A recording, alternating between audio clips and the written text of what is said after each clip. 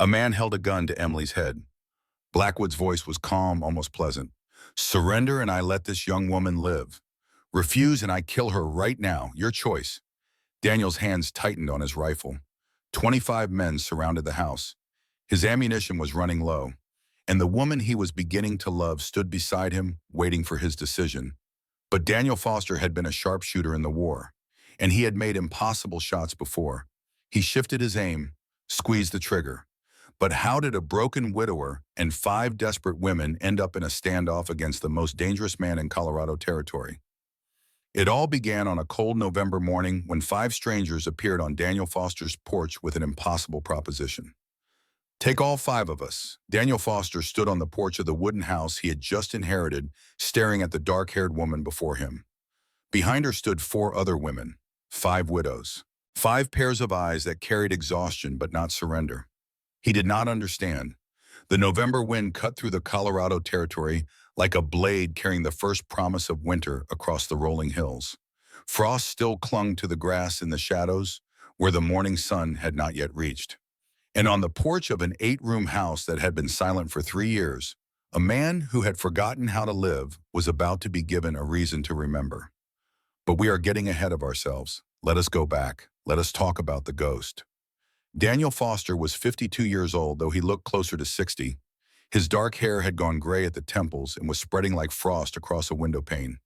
His face was weathered beyond his years, carved by wind and sun, and something far worse than either. His eyes were the color of storm clouds, and just as empty. He had lived in this house for 3 months.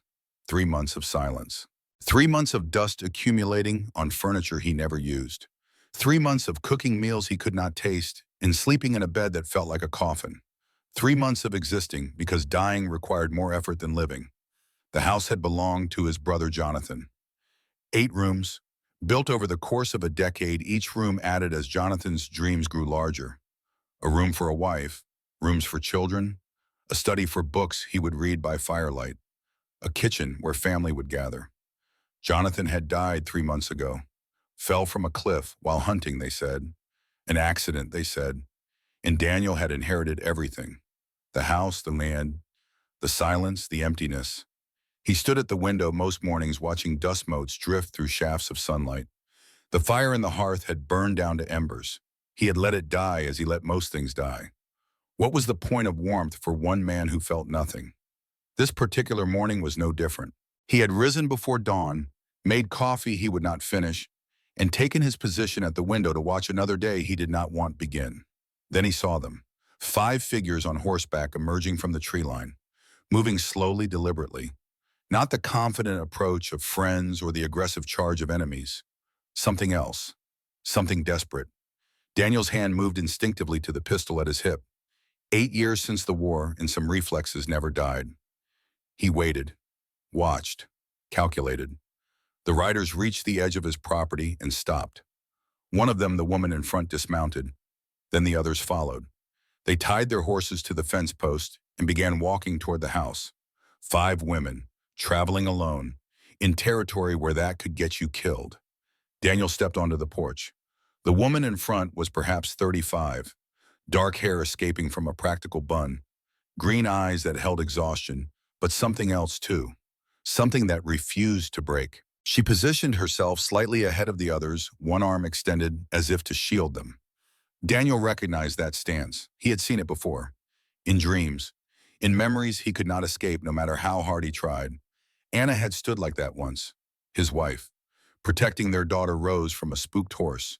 That same fierce maternal stance. That same willingness to place herself between danger and those she loved. The memory pierced his chest before he could stop it. The woman spoke. Her voice was steady, but her hands were clasped in front of her, betraying tension. Mr. Foster, I know how my words will sound, but we do not need charity. We need a roof, and you need workers. The 5 of us will work for free for 1 year in exchange for shelter. Not a single penny. Daniel looked at the house behind him. Large, empty. 8 rooms for one man who could not fill even one. Then he looked at the 5 women. Really looked at them. Behind the dark-haired woman stood a redhead with fierce blue eyes and crossed arms. She radiated defiance, daring him to refuse. Next to her, a petite blonde peered nervously from behind the others, hands twisting the fabric of her shawl. She was young, perhaps mid-20s, with the kind of fragility that came not from weakness, but from too much pain too early. A brunette with calculating dark eyes stood slightly apart, observing everything. She was cataloging him, assessing, deciding whether he could be trusted. She had learned the hard way that trust was earned, not given. And at the back, an auburn-haired woman stood with quiet strength. Older than the others, perhaps early 40s, with the bearing of someone who had seen the worst life could offer and had decided to keep living anyway. 5 widows. He knew it without being told. Something in the way they held themselves. Something in the absence behind their eyes. They had all lost someone. They had all been broken. And they had all somehow survived. "Where did you come from?" Daniel asked. His voice was rough, unused to conversation. The dark-haired woman did not flinch. "From hell," she answered, "and we do not plan to go back." The words hung in the cold morning air. A statement, a warning, a plea disguised as strength. Daniel felt something shift inside him. Something he had buried 8 years ago when he came home from hunting to find his wife and daughter cold in their bed. Victims of the plague that had swept through town while he was gone. 8 years of guilt. 8 years of asking himself why he had not been there. Why he had been tracking elk in the mountains while the 2 people he loved most in the world slipped away without him. 8 years of wishing he had died with them. But standing here looking at 5 women who had clearly survived their own hell, he wondered if his brother Jonathan had understood something Daniel did not. That silence was not penance. It was just another form of death. "Come inside," Daniel heard himself say. "We will discuss the terms." The dark-haired woman's shoulders dropped slightly, relief she could not quite hide. "Thank you," she said. And as the 5 women filed past him into the house, Daniel caught the scent of lavender and wood smoke clinging to their clothes. The last time this house had smelled of anything but dust and loneliness was the day Jonathan died. He followed them inside, closed the door against the November chill. The house felt different now, with 6 people breathing within its walls, but now there were 6 people in this room, and somehow impossibly the space felt less empty. The dark-haired woman turned to face him. "We should introduce ourselves properly. I am Charlotte, Charlotte Hayes. This is Rachel Morgan, Emily Carter, Victoria Bennett, and Margaret Sullivan." Rachel, the redhead, she gave a curt nod. Her jaw was set in a way that suggested she expected a fight and was prepared to give one. Emily, the blonde. She offered a timid smile that did not reach her eyes. The youngest of the group, barely into her 20s. Victoria, the brunette. She studied Daniel with an intensity that made him feel like a problem to be solved rather than a person to be known. Margaret, the auburn-haired woman. She met his gaze with calm directness and the steady composure of a woman who had weathered many storms. "Daniel Foster," he said simply. "I inherited this ranch from my brother Jonathan 3 months ago." At the mention of Jonathan's name, something passed between the 5 women. A look, a shared knowledge. Charlotte's eyes flickered with what might have been grief, or guilt, or both. "You knew him," Daniel said. It was not a question. Charlotte hesitated, then nodded. "Yes, Jonathan helped us when no one else would." The words raised more questions than they answered, but Daniel let them stand. He gestured toward the kitchen. "You must be hungry. There is not much, but I can make coffee." "Thank you," Margaret said quietly. "That would be kind." As Daniel moved toward the stove, he was acutely aware of 5 pairs of eyes watching his every movement. He was not used to being observed. For 3 years, he had lived like a ghost in his own home, performing the basic functions of survival without thought or purpose. Wake, eat, work, sleep, repeat. But now, as he measured coffee grounds and pumped water from the indoor cistern his brother had installed, he felt the weight of their attention. It made him self-conscious in a way he had not been since Anna died. Made him aware of the dust on the shelves, the cobwebs in the corners, the general air of neglect that had settled over everything like ash. The house was large, built by Jonathan over the course of a decade. 8 bedrooms upstairs, a spacious kitchen and living area below. A study that Daniel had not entered since moving in, and a cellar for storage. More than enough room for 6 people. more than enough to be room for a man to lose himself in emptiness. As the coffee brewed, Daniel found himself studying the women in his peripheral vision. They did not fidget or whisper among themselves. They simply stood, waiting, with the patience of people who had learned that good things did not come to those who demanded them. Charlotte broke the silence. Mr. Foster, before we go further, there is something you should know. We are not running from the law, but we are running from someone who believes he is above it. Daniel turned to face her fully. Who? William Blackwood. The name meant nothing to Daniel, but the way Charlotte said it with controlled fury, barely masking fear, told him everything he needed to know. This Blackwood was dangerous, and these 5 women had crossed him. Sit, Daniel said, gesturing to the kitchen table. Tell me. Charlotte glanced at the others, receiving silent nods of permission. Then she pulled out a chair. The other 4 remained standing, a protective formation around their leader. Daniel poured coffee into 6 tin cups, the only dishes he owned that were not collecting dust. He set them on the table and took the chair across from Charlotte. She wrapped her hands around the cup, seeking warmth, and began to speak. 2 years ago, my husband James was killed in a mining accident. At least that is what the official report said. But I know the truth. William Blackwood had him murdered. Daniel said nothing, just listened. James was a foreman at the Silver Creek mine. He discovered that Blackwood had been poisoning the water supply to drive down property values so he could buy the land cheaply. James planned to report it to the territorial authorities. 3 days before he could file the report, there was a cave-in. James and 2 other men died. The mine inspectors ruled it an accident, caused by faulty timber supports. But they were not faulty, Daniel said quietly. Charlotte's eyes met his, and he saw the depth of her pain. No, they were sabotaged. I found evidence. Splinters of wood that had been deliberately weakened. But when I took it to the local sheriff, he told me I was a grieving widow, seeing conspiracies where there were only tragedies. Because Blackwood owned the sheriff. Charlotte nodded, and the judge, and half the town council. James was not the first man Blackwood had killed, and he would not be the last. She gestured to Rachel, who stepped forward. Her voice when she spoke carried the rough edge of barely controlled rage.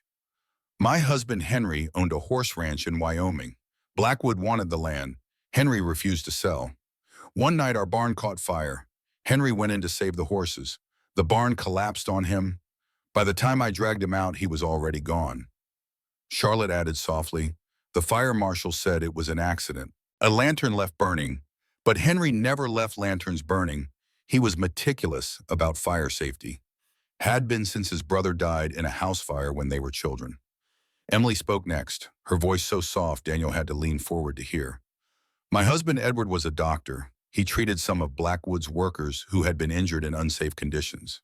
Edward started asking questions about why so many men were getting hurt, about why Blackwood's companies had 3 times the accident rate of other operations. He wrote letters to the Territorial Medical Board. A week later, he was robbed and murdered on his way home from a house call. They never found who did it. Victoria stepped forward, her voice flat, analytical. My husband George was a bank accountant. Blackwood wanted a large loan for a new venture, but George discovered the collateral Blackwood was offering was fraudulent. George refused to approve the loan. 2 days later, the bank was robbed. George was shot trying to protect the vault. The robbers were never caught, but they left behind more money than they took. It was a message, not a theft. Margaret spoke last, her voice carrying the weight of years. My husband Charles was a blacksmith. He witnessed Blackwood ordering the sabotage of a competitor's equipment. Charles agreed to testify in court.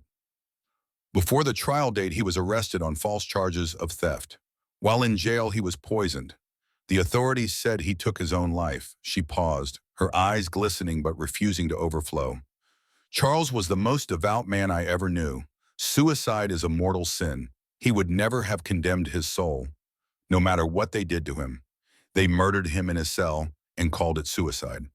The kitchen fell silent except for the crackling of the fire Daniel had rebuilt in the hearth.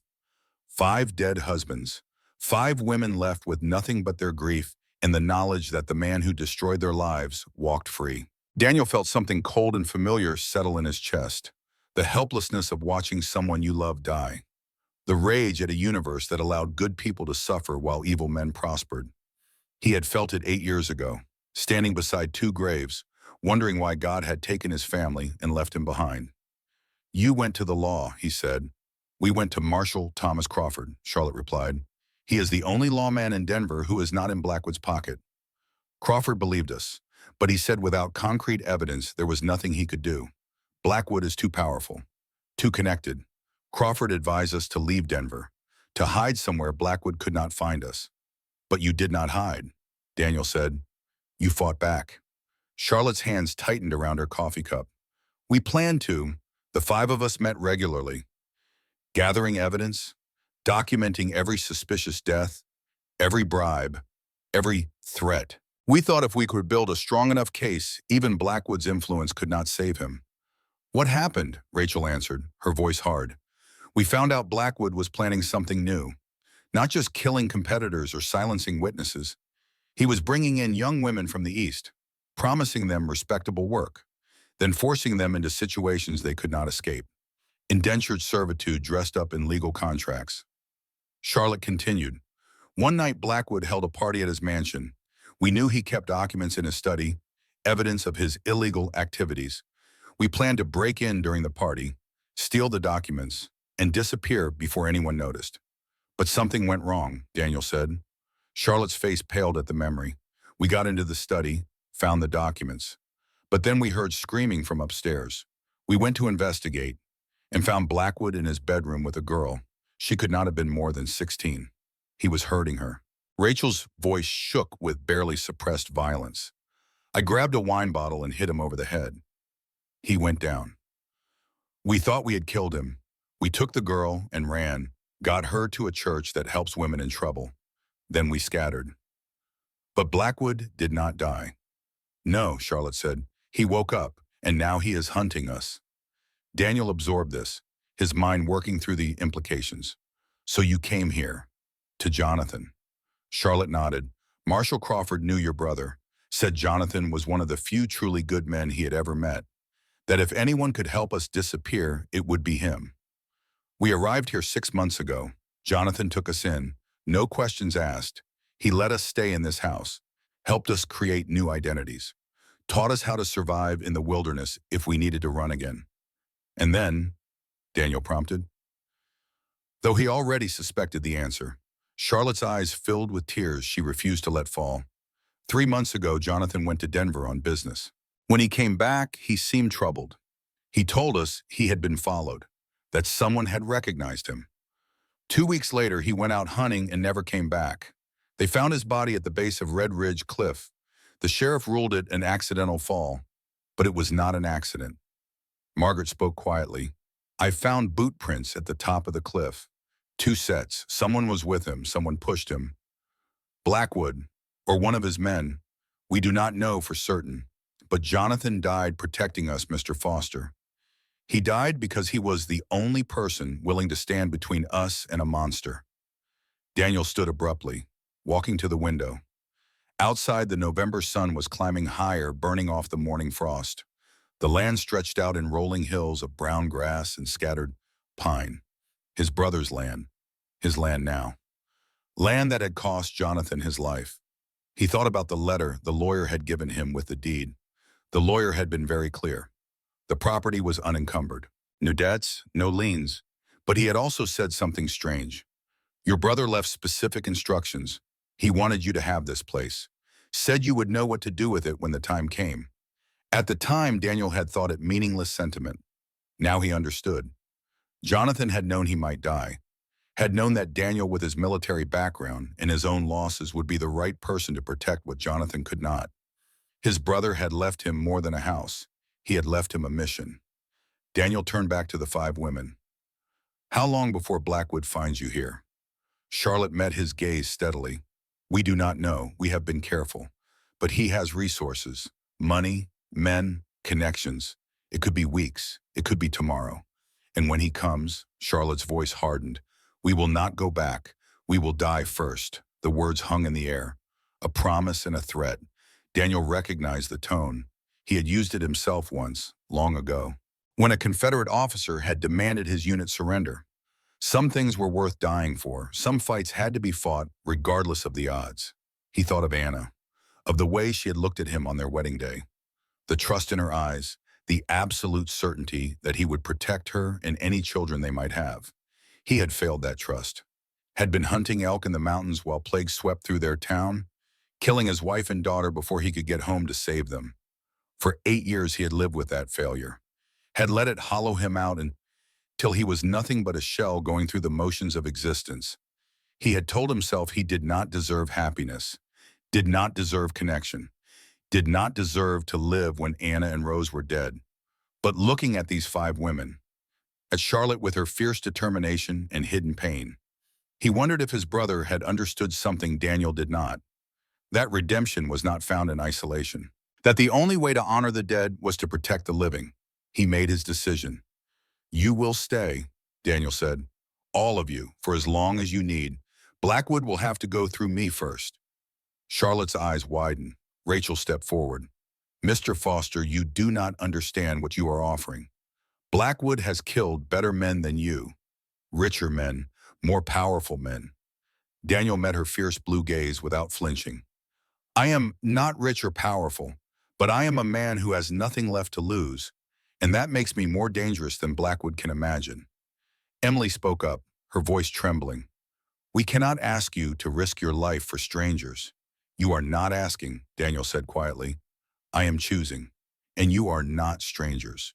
You are people who loved and lost, just like me. You are people who refused to give up even when the world told you to accept injustice. That is not weakness, that is strength." Victoria's calculating eyes studied him. "What do you want in return?" Daniel considered their question.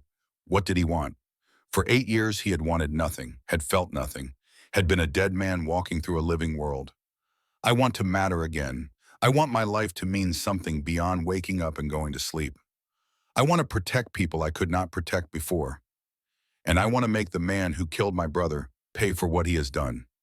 Charlotte stood, moving closer to Daniel. She was tall for a woman, her eyes nearly level with his. In those green depths he saw the reflection of his own pain.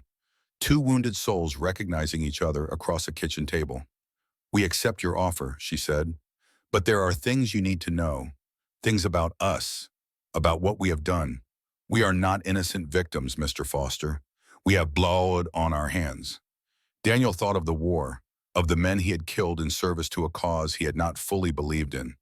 Thought of the faces that haunted his dreams. Confederate soldiers who were just boys, really, fighting for their homes. Thought of the weight of those deaths, the way they accumulated like stones in his chest. "We all have blood on our hands," he said. "The question is whether we spilled it for the right reasons." Charlotte nodded slowly, something like respect flickering in her eyes.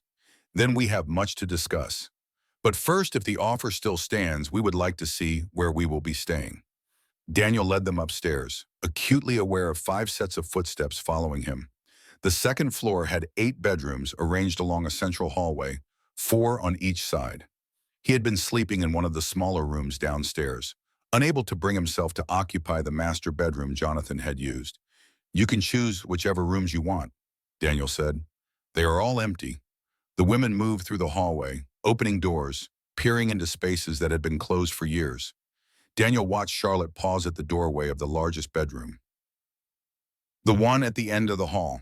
With windows facing east and south, morning light flooded the space, making it seem almost warm despite the cold November air. "This was Jonathan's room," Charlotte said. It was not a question. "Yes," she turned to Daniel. "You should take it." "No," Daniel said firmly. "I will stay downstairs. These rooms are for you." Charlotte studied him for a long moment, then nodded. "As you wish." The women chose their rooms with quiet efficiency. Charlotte took the large bedroom at the end of the hall. Rachel selected the room next to hers, positioned strategically to guard the approach to her friend's door. Emily chose a smaller room with a window overlooking the garden Jonathan had planted, now overgrown and wild. Victoria took the room nearest the stairs, the first line of defense if anyone came up from below. Margaret claimed the room across from Charlotte's, a maternal instinct placing her where she could watch over the others. When they had each deposited their meager belongings, they returned downstairs to find Daniel building up the fire in the main hearth. The house was cold, colder than it should be. He had let so many things slide in his grief. "We should discuss logistics," Victoria said. her practical mind already working through problems, food supplies, security. If Blackwood is truly hunting us, we need to prepare. Daniel straightened from the fireplace. Agreed. The cellar is well stocked. Jonathan was thorough about such things. There is enough food for 6 people to last through winter if we are careful. As for security, he paused, remembering something. A conversation with Jonathan years ago, before Anna died. When Daniel had visited the ranch during its construction, his brother showing him features of the house with mysterious pride, things Daniel had not understood then. Follow me, Daniel said abruptly. He led them to the study, a room he had avoided for 3 years. The door stuck slightly as he pushed it open, swollen from disuse. Inside, everything was as Jonathan had left it. Desk neat and organized, books lined up on shelves, a large cabinet against one wall, locked. Daniel searched through the desk drawers until he found a ring of keys. He selected one and opened the cabinet. Inside were documents, maps, and something unexpected, a leather-bound journal. He pulled out the journal, recognizing his brother's precise handwriting on the cover. Daniel Foster, if you are reading this, I am gone. But my work is not finished. Please finish it for me. Charlotte moved closer, reading over his shoulder. He knew. She said softly, he knew he might die. Daniel flipped open the journal, scanning the entries. They started 18 months ago, around the time the 5 women must have arrived. Jonathan had documented everything. His suspicions about being followed, his concerns about Blackwood, his plans to protect the women, and something else. Something that made Daniel's blood run cold. He knew about the tunnel, Daniel said. Reading faster? My God, he built a tunnel. Rachel stepped forward. What tunnel? Daniel looked up from the journal, his mind racing. Jonathan suspected that if Blackwood found this place, there would be violence, so he prepared an escape route. There was a tunnel running from the cellar to the forest half a mile away. He spent 2 years digging it, shoring it up, making it safe. Show us, Charlotte said immediately. Daniel led them to the cellar, the journal in his hand. The space was large, lined with shelves of preserved food, barrels of flour and salt, crates of supplies. He moved to the far wall, running his hands along the stones. It should be here somewhere, a hidden door. Margaret knelt down, her fingers tracing the mortar lines. Here, this section is newer. See how the mortar is slightly different in color. Together, Daniel and Margaret found the release mechanism, a stone that pushed inward rather than sitting flush with the wall. When Daniel pressed it, they heard a click. A section of the wall, perhaps 4 feet wide and 6 feet tall, swung inward on well-oiled hinges. Beyond was darkness and the smell of earth. Daniel grabbed a lantern from the shelf, lit it, and held it into the opening. The light revealed a tunnel, roughly 7 feet high and 5 feet wide, shored up with timber supports. The floor was packed earth, dry and solid.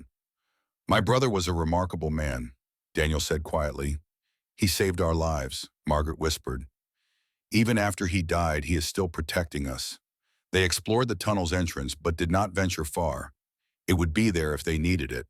For now, knowing it existed was enough. Back in the main house, they gathered around the kitchen table again.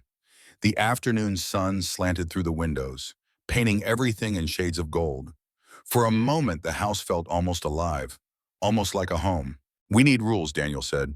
If we are going to survive this, we need to be clear about expectations. Charlotte nodded. Agreed. What do you propose? First, no one goes into town without at least one other person. Second, we establish a watch rotation, someone awake and alert at all times. Third, we create signals, ways to warn each other if there is danger. Victoria pulled out a notebook and pencil from her bag, beginning to write. What else? We train, Rachel said. If Blackwood comes, we need to be ready to fight. Daniel looked at the redhead with new respect. You know how to shoot. My father taught me, but I am out of practice. Then we will practice together. All of you. Rifles, pistols, anything we have. By the time Blackwood finds us, if he finds us, you will be ready. The conversation continued for hours. Planning, preparing. They discussed fields of fire, defensible positions, supply rationing, emergency protocols. Daniel found himself falling into old patterns from his military days, thinking tactically, anticipating scenarios. But as the light faded and Margaret stood to begin preparing an evening meal, Daniel realized something had shifted. For the first time in 3 years, he was not simply existing. He was living, planning for a future beyond the next day, protecting people who depended on him, and it felt like purpose. It felt like redemption. That night, after a simple meal of salt pork and beans that Margaret somehow made delicious, Daniel sat on the front porch. The stars were brilliant in the November sky, cold and distant. He heard the door open behind him and was not surprised when Charlotte stepped out, wrapping a shawl around her shoulders against the chill. "Mind if I join you?" she asked. Daniel gestured to the chair beside him. Charlotte sat, and for a long moment they simply existed in companionable silence. Two people who understood that sometimes words were inadequate. Finally, Charlotte spoke. "Why are you really doing this, Daniel? And please do not tell me it is just about honoring your brother." Daniel considered the question, wanting to answer honestly. "Because I failed once. I was not there when my family needed me most. I was hunting in the mountains while plague killed my wife and daughter. For 8 years I have lived with that failure, with the knowledge that if I had been home, maybe I could have saved them. You could not have," Charlotte said gently. "Disease does not care about our will to protect. Perhaps not, but I will never know. And that not knowing has been eating me alive. So when you and the others appeared today, when I realized my brother died trying to protect you, it felt like a second chance. A chance to be the man I should have been 8 years ago." Charlotte turned to look at him, her face half in shadow. "And if we all die fighting Blackwood, then at least I will die for something that matters. That is more than I have had in a very long time." Charlotte reached out, her hand finding his on the arm of the chair. Her fingers were cold, but her grip was strong. "Thank you," she said, "for giving us hope. We have been running so long. I had almost forgotten what it felt like to stand and fight." Daniel looked down at their joined hands. The touch did not feel like betrayal. Anna would have understood. Anna, who had always believed in helping people, in standing against injustice.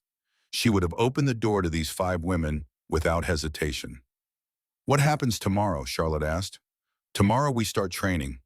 We prepare, and we wait. Waiting is the hardest part." Daniel nodded. "I know." They sat together until the cold drove them inside. Daniel showed Charlotte how to bank the fire for the night, how to secure the doors and windows. Small domestic tasks that felt strange after so long alone. As Charlotte climbed the stairs to her room, she paused on the landing.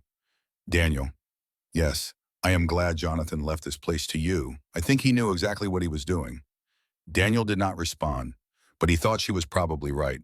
Jonathan had always been the smarter brother, the one who understood people in their hidden depths. If his final act had been to bring Daniel and these 5 women together, then perhaps his death had not been meaningless. Perhaps none of this was meaningless. Daniel made his rounds, checking windows and doors, ensuring the house was secure. When he finally lay down in a small bedroom off the kitchen, he expected to lie awake as he usually did, staring at the ceiling until exhaustion pulled him under. But tonight he fell asleep quickly, dreamlessly. And when he woke at dawn to the smell of coffee and frying bacon, to the sound of women's voices in his kitchen, he felt something he had not felt in 8 years. He felt needed. Meanwhile, in Denver, a man sat in a study lined with leather-bound books and oil paintings. The fire in his hearth crackled. The brandy in his glass caught the light like liquid amber. William Blackwood was 55 years old, impeccably dressed in a tailored suit that cost more than most men earned in a year. His silver hair was pomaded back from a face that might have been handsome once before cruelty carved permanent lines around his mouth. His eyes were pale blue, cold, the eyes of a predator. A younger man stood before his desk, nervous, shifting from foot to foot. "You found them," Blackwood said, his voice cultured, calm, more terrifying than any shout could be. "Yes, sir," the man said, 5 women matching the descriptions. "They arrived at a ranch outside Millbrook about 6 months ago. The property belongs to someone named Foster." Blackwood's fingers tightened almost imperceptibly on his brandy glass. "Foster. Jonathan Foster. I believe so, sir. But there is something else. Jonathan Foster died 3 months ago. Accident, they say. The property passed to his brother, Daniel Foster, Civil War veteran, lives alone, was living alone, I should say, before the women arrived." Blackwood set down his glass. his mind working through the implications. So, our little birds have found a new nest and a new protector. What do you want me to do, sir? Blackwood rose from his chair, walking to the window that overlooked Denver's main street. Below, people went about their lives, unaware that the man watching them had destroyed more lives than he could count.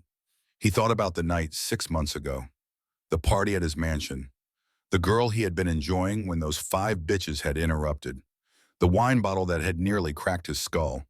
He thought about the humiliation of waking up bloody and alone, of realizing they had stolen his documents, his proof of ownership for a dozen properties, his records of payments to judges and sheriffs and politicians. He thought about the months spent rebuilding, forging new documents, silencing the few people who had seen him at his weakest. And he thought about Jonathan Foster, the rancher who had dared to help his enemies, the man Blackwood had ordered pushed from a cliff. That death had been satisfying, but incomplete, because the women had escaped. Now there was a brother, another Foster, another obstacle. Blackwood smiled. It was not a pleasant expression. "Gather 20 men," he said. "The best we have. I want them ready to move within the week, sir. If I may, that is a lot of men for 5 women and 1 rancher." Blackwood turned to face his subordinate, his pale eyes flat, empty of anything resembling mercy. "Those 5 women humiliated me. They stole from me. They thought they could escape me. I want them brought back, alive if possible, but I will settle for dead. As for this Foster, kill him slowly. Make sure the women watch." The younger man swallowed hard. "Yes, sir. One more thing. Sir, Jonathan Foster kept a journal. I want it found, and I want to know exactly what he told his brother about me." After his subordinate left, Blackwood stood alone in his study, staring into the fire. He thought about his father, a merchant in Philadelphia who had trusted his business partners, who had believed in honesty and fair dealing, who had been destroyed by men smarter and more ruthless than himself. Blackwood had been 12 years old when he watched his father weep over forged documents. 12 years old when he saw everything his family had built stolen by predators in fine suits. His father had died 2 years later, broken, humiliated, a cautionary tale about what happened to weak men in a world that rewarded only strength. At his father's grave, young William had made a vow. "I will never be the victim. I will never be weak. The world is divided into wolves and sheep, and I choose to be the wolf." For 40 years he had kept that vow, building an empire on the bodies of anyone who stood in his way, taking what he wanted, destroying anyone who threatened him. 5 women and a broken rancher would not change that. He picked up his brandy glass, drained it in one swallow. "Soon," he whispered to the empty room. "Very soon." Back at the ranch, the morning brought new routines. Margaret proved to be an excellent cook, transforming their basic supplies into filling meals. Rachel took charge of the horses, her natural skill with animals evident in how she handled Daniel's aging mare. Emily organized the house, her gentle efficiency bringing order to spaces that had been neglected. Victoria created an inventory system, tracking supplies and planning for future needs. Charlotte seemed to be everywhere at once, coordinating efforts, making decisions, leading without seeming to lead. Daniel spent the morning gathering weapons. The house had more than he remembered. His brother had apparently been preparing for trouble. 3 rifles, 4 pistols, ammunition enough for a small war. He cleaned each weapon methodically. Teaching the women as he worked, Rachel proved to be as good as she claimed, her aim steady, her instincts sharp. Charlotte learned quickly, her hands sure on the rifle despite her lack of experience. Emily struggled with the recoil, but was determined to master it. Victoria approached firearms with the same analytical precision she applied to everything else, studying angles and sighted pictures. Margaret, to everyone's surprise, turned out to be nearly as good as Rachel, her hands steady despite their age. As Daniel watched them practice, he felt something like pride. These were not helpless victims. They were warriors being forged by necessity. And somewhere in the distance, a storm was gathering. 20 men on horseback, following orders from a man who believed himself above the law. But that storm had not yet broken. For now, there was only this, the sound of gunfire echoing across empty hills, the smell of powder smoke mixing with November air, and 6 people learning to trust each other with their lives. Daniel lowered his rifle, looking at the 5 women who had appeared on his porch just yesterday, who had given him something he thought he had lost forever. Purpose. Tomorrow would bring new challenges, new dangers, new opportunities to fail or succeed. But tonight, as the sun set over the Colorado territory, painting the sky in shades of orange and red, Daniel Foster allowed himself something he had not felt in 8 years. Hope. The days turned to weeks, and the ranch transformed. What had been a neglected property became a functioning fortress. Shutters were reinforced with iron bars salvaged from the barn. Firing positions were created at strategic windows throughout the house. Fields of fire were established and memorized until every woman could move to her assigned position in the dark. But the physical transformation was nothing compared to what happened to the people inside. Rachel Morgan stood at the edge of the property, rifle raised, eyes fixed on a target Daniel had set up 50 yards away, a wooden plank with a circle painted in the center. She squeezed the trigger. The shot went wide, splintering bark from a tree 10 feet to the left. Again, Daniel said calmly. Rachel's jaw tightened. She reloaded, raised the rifle, fired. Another miss, this time to the right. She threw the rifle down in frustration, her face flushed with anger. This is pointless. I cannot hit anything. Henry taught me to shoot when I was 12 years old, and I was better then than I am now. Daniel picked up the rifle, brushed the dirt off, handed it back to her. Your husband did not teach you wrong. You have forgotten what he taught you. There is a difference. Rachel took the rifle, but did not raise it. What difference does it make? Dead is dead, whether I miss by an inch or a mile. Daniel studied her, seeing the rage that burned behind her blue eyes, the fire that had kept her alive through grief and terror and months of running. That same fire was now consuming her aim. Your husband, Daniel said quietly. How did he die? Rachel's hands tightened on the rifle. I told you. The barn fire. Tell me again. Tell me what you saw. For a long moment, Rachel did not speak, her eyes fixed on some distant point, some memory she could not escape. I woke to the smell of smoke, Rachel said finally. Henry was already gone. Already in the barn, I could hear the horses screaming. By the time I got outside, the whole structure was burning. I saw him go in through the side door, saw him leading out 2 of the mares, and then the roof collapsed.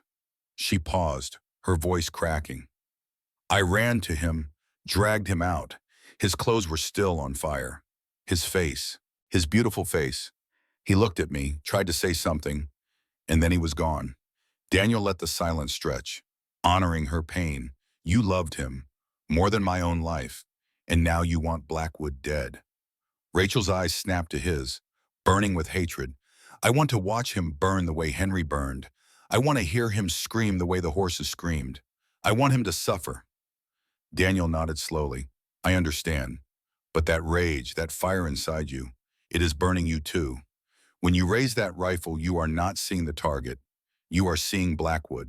And you are so desperate to destroy him that you cannot aim straight. Rachel opened her mouth to argue, then closed it. Your husband. Daniel continued. When he taught you to shoot, what did he tell you?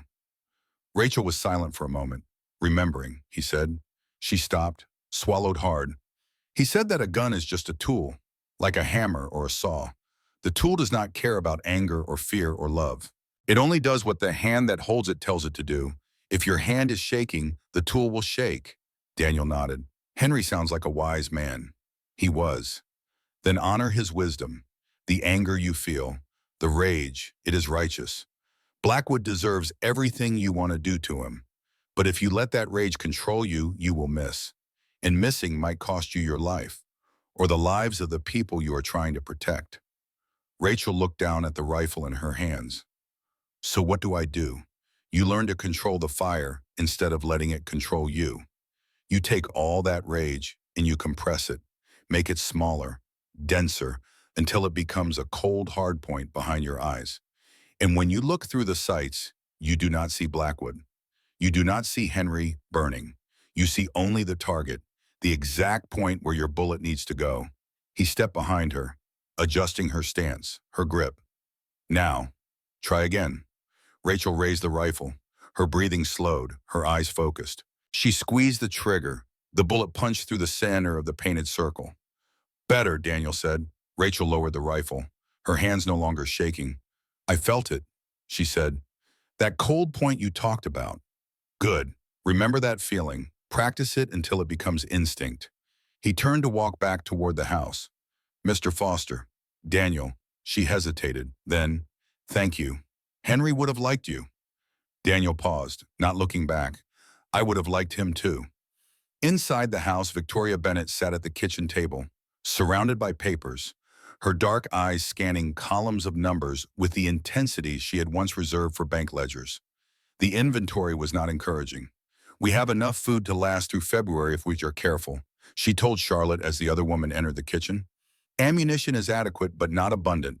80 rounds for the rifles, 50 for the pistols. If there is a prolonged siege, we will run out before spring. Charlotte sat down across from her. And the money, Victoria shook her head. Jonathan left some savings, about $300, enough to resupply once, maybe twice if we are frugal. But if Blackwood comes with the numbers, I expect we will need more than supplies. We will need help. Help costs money we do not have. Then we need to find another way. The two women sat in silence, the weight of their situation pressing down on them.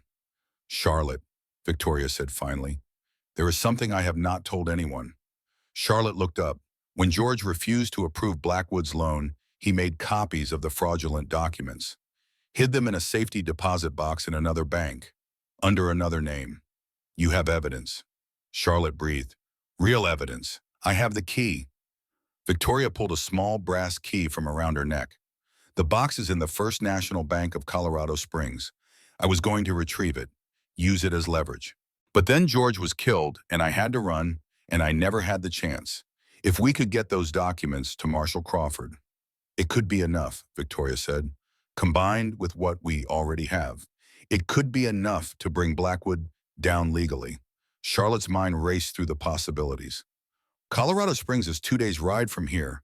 3 if we are careful. We cannot all go, and we cannot leave the ranch undefended. Then one person goes, 2 at most, while the others stay. Victoria nodded. I should be the one. I know what the documents look like. I know what name George used for the box. You would be taking an enormous risk.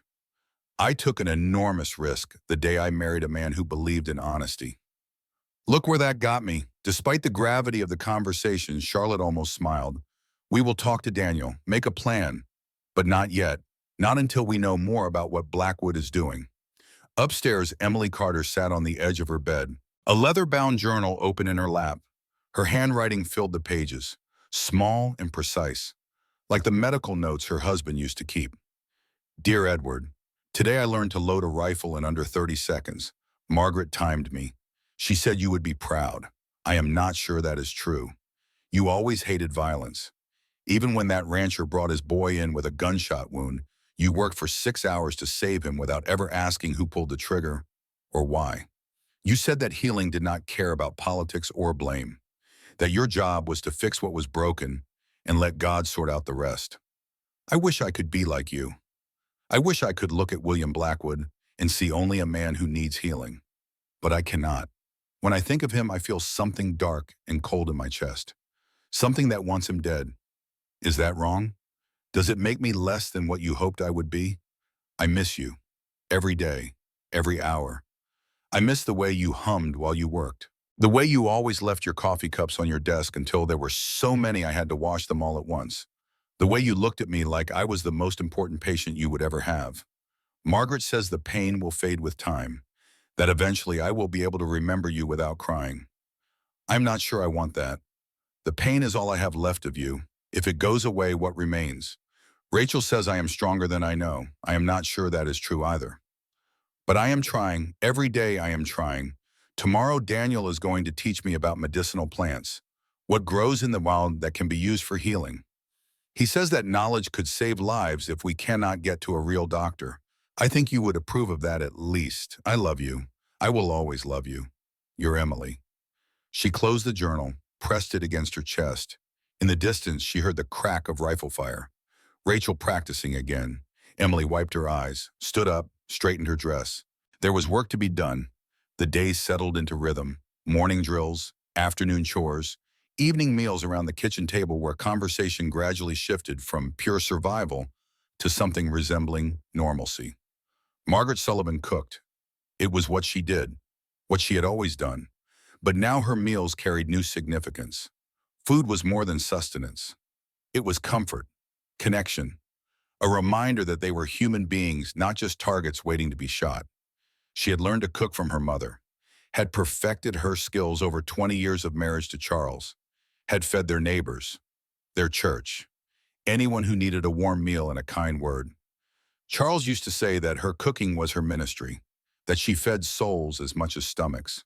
She missed him, missed his laugh, his strong hands, the way he would come home from the forge smelling of smoke and iron and pull her into his arms without warning. She missed the life they had built together, simple and honest, full of hard work and deep contentment. But she did not let the grief paralyze her, could not afford to. Not when there were 4 other women who needed her strength. So she cooked and cleaned and listened when the others needed to talk and held them when they needed to cry and reminded them through her presence that they were not alone. One evening, Daniel found her in the kitchen, working bread dough with practiced hands, tears streaming silently down her cheeks. He did not ask what was wrong, did not offer meaningless platitudes. He simply sat down at the table and watched her work. After a long while, Margaret spoke. Charles proposed to me in a kitchen. Did I ever tell you that? His mother's kitchen. I was helping her make bread for the church supper. He walked in covered in soot from the forge, got down on one knee right there on the flour-covered floor. His mother threw a dish towel at his head. Daniel almost smiled. What did you say?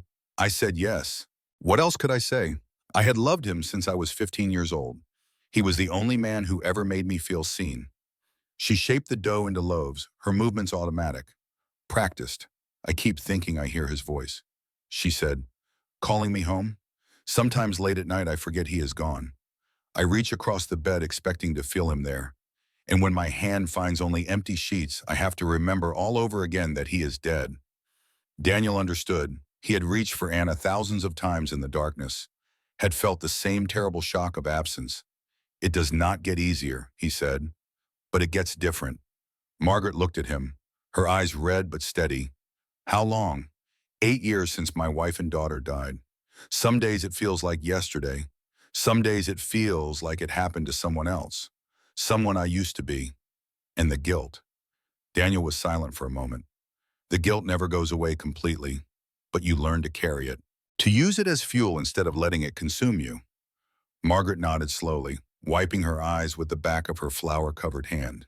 Thank you for not telling me it will be all right, for not pretending you have answers when you do not. I have never been good at pretending. Margaret almost smiled. Neither have I. She turned back to her bread. These loaves should be ready by morning. I am making extra. We will need the energy for training. Daniel stood. You are a remarkable woman, Margaret Sullivan. No, she said quietly. I am just a woman who refuses to give up, like the rest of us. Daniel left her to her work, but he carried her words with him. A woman who refuses to give up. That was exactly what they all were, exactly what they needed to be. 2 weeks after the women arrived, a rider appeared at the edge of the property. Daniel was in the barn, checking the horses, when he saw the figure through the gap in the boards. A lone man on horseback, watching the house through field glasses. His hand moved to his pistol. But before he could act, the rider turned and rode away, disappearing into the tree line. That night, Daniel gathered everyone in the kitchen. We were watched today, he said, a man on horseback observing the property. Charlotte's face went pale. Blackwood, probably one of his scouts. They know where we are. It is only a matter of time now. How long? Rachel asked. I do not know. Days, maybe weeks. The scout will report back. Blackwood will make plans. Gather men. He is too smart to rush in unprepared. Then we prepare too, Victoria said. Daniel nodded. But first I need to know more. I am riding into Millbrook tomorrow. See what information I can gather. Charlotte, you will come with me. Why me? Because you know Blackwood better than anyone. If his men are already in town, you will recognize the signs. The next morning, Daniel and Charlotte rode into Millbrook as the sun rose over the eastern hills. The town was small, a general store, a saloon, a blacksmith, a church, the kind of place where everyone knew everyone and strangers were noticed immediately. They tied their horses outside the general store. Charlotte pulled her hat low over her face. "Stay close," Daniel said quietly. "We are just a married couple, buying supplies." They entered the store, a bell above the door announcing their presence. The proprietor looked up from behind the counter, a heavy-set man with suspicious eyes. "Help you folks. Just need some supplies," Daniel said. "Coffee, flour, so whatever you have that is fresh." As the proprietor gathered their order, Daniel scanned the store. Two other customers, a woman examining fabric, an old man reading a newspaper. Nothing suspicious. But when they stepped back outside, Charlotte grabbed his arm. "Across the street," she whispered. "The man in the black coat." Daniel looked. A stranger stood outside the saloon. Young, well-dressed for this part of the country, with eyes that were a little too watchful. "You know him? I have seen him before, in Denver. He worked for Blackwood. Security, they called it. But everyone knew what he really was. A spy. Worse, an enforcer." The man in the black coat noticed them looking. He smiled, tipped his hat, and walked slowly toward them. Daniel's hand moved to his pistol. "No," Charlotte said. "Not here, not in front of witnesses." The stranger stopped a few feet away. "Morning, folks. New to these parts. Just passing through," Daniel said. The man's smile did not reach his eyes. "Lot of interest in the Foster Ranch lately. Rich land, good water. Shame if something happened to it." Daniel met his gaze without flinching. "Tell whoever sent you that this land has guardians now, and we do not take kindly to threats." "No threats here, friend. Just making conversation. Though I have to say that is a fine-looking woman you have there. Reminds me of someone I have been looking for." Charlotte's hand found Daniel's, squeezing hard. "You must be mistaken," Daniel said. "My wife has never been to Denver." The man's smile widened. "Of course. My mistake." He tipped his hat again. "You folks enjoy your stay in Millbrook, and give my regards to the rest of your family." He turned and walked away. Whistling, Daniel and Charlotte did not speak until they were half a mile outside town. "He knows," Charlotte said, her voice shaking. "He knows who I am.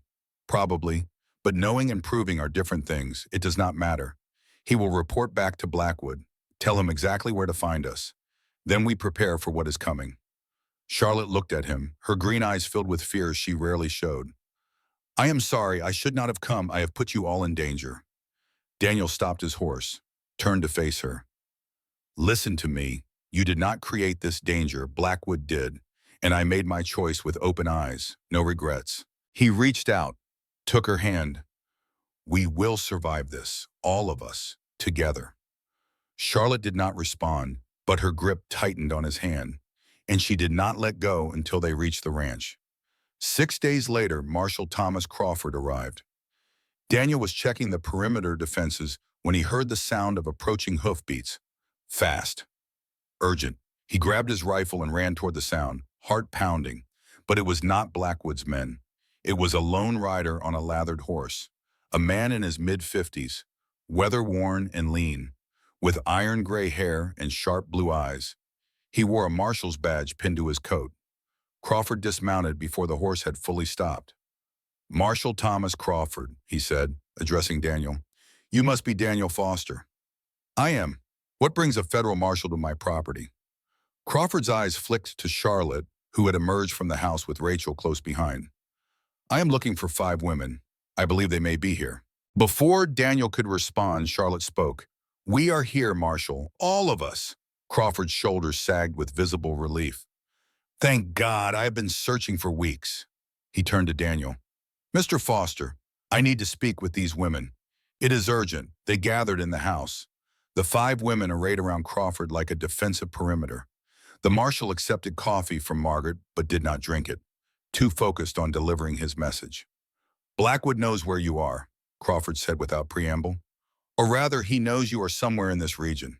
He has hired men to search every ranch, every homestead, every isolated property within 100 miles of Denver." "How long do we have?" Victoria asked, her voice calm despite the fear in her eyes. "Days, maybe a week if we are lucky. I came as soon as I heard he was mobilizing his forces. Forces, Rachel repeated. How many men? Crawford's expression was grim. At least 20, professional gunmen. The kind who kill for money and do not ask questions. The room fell silent, 20 against 6. The mathematics were not favorable. We have the tunnel, Emily said quietly. We could leave now, disappear before they arrive. Go where? Charlotte asked. We would be right back where we started. Running, hiding, always looking over our shoulders. She turned to Crawford. Can you stop him? Legally, I have been building a case for 2 years, Crawford said. But Blackwood is protected by people more powerful than a territorial marshal. I need more time, more evidence, something so damning that even his friends cannot shield him. Daniel had been listening quietly, his mind working through scenarios. Now he spoke. What kind of evidence? Crawford pulled a folder from his saddlebag. This is what I have so far. Testimony from witnesses, financial records showing bribes and kickbacks, documentation of suspicious deaths. But it is all circumstantial. What I need is someone on the inside. Someone who can testify to Blackwood's direct involvement in ordering these crimes. His wife, Charlotte said suddenly. Crawford looked at her sharply. Eleanor Blackwood. Jonathan believed she was still alive, committed to an asylum to silence her after she discovered evidence of his crimes. Crawford leaned forward. What else did Jonathan know? Charlotte glanced at Daniel, who nodded for her to continue. He said Eleanor discovered proof of her husband's activities, that she was preparing to leave him, to take that evidence to the authorities. But before she could, Blackwood had her declared insane and institutionalized. I found her, Crawford said quietly. 3 weeks ago, I located Eleanor Blackwood at the Riverside Sanatorium outside Denver. She is alive, though Blackwood has spent 5 years paying the administrators to keep her sedated and compliant. Can you get her out? Daniel asked. Crawford shook his head. Not without legal authority. And getting that authority would tip off Blackwood that we know about her. He would move her, or worse, before we could act. So we are back to waiting, Rachel said bitterly. No, Daniel said. We prepare. We turn this ranch into a fortress. And when Blackwood comes, we make sure he does not leave. Crawford studied Daniel with new interest. You are proposing to fight. I am proposing to defend my property and the people under my protection. If Blackwood wants them, he will have to come through me. Against 20 professional gunmen, Mr. Foster, that is not defense. That is suicide. Perhaps, Daniel said. But it is better than running. These women have run far enough. Charlotte placed a hand on Daniel's arm. We cannot ask you to die for us. Daniel looked at her, seeing the strength and fear warring in her green eyes. You are not asking. I am choosing. Just as Jonathan chose.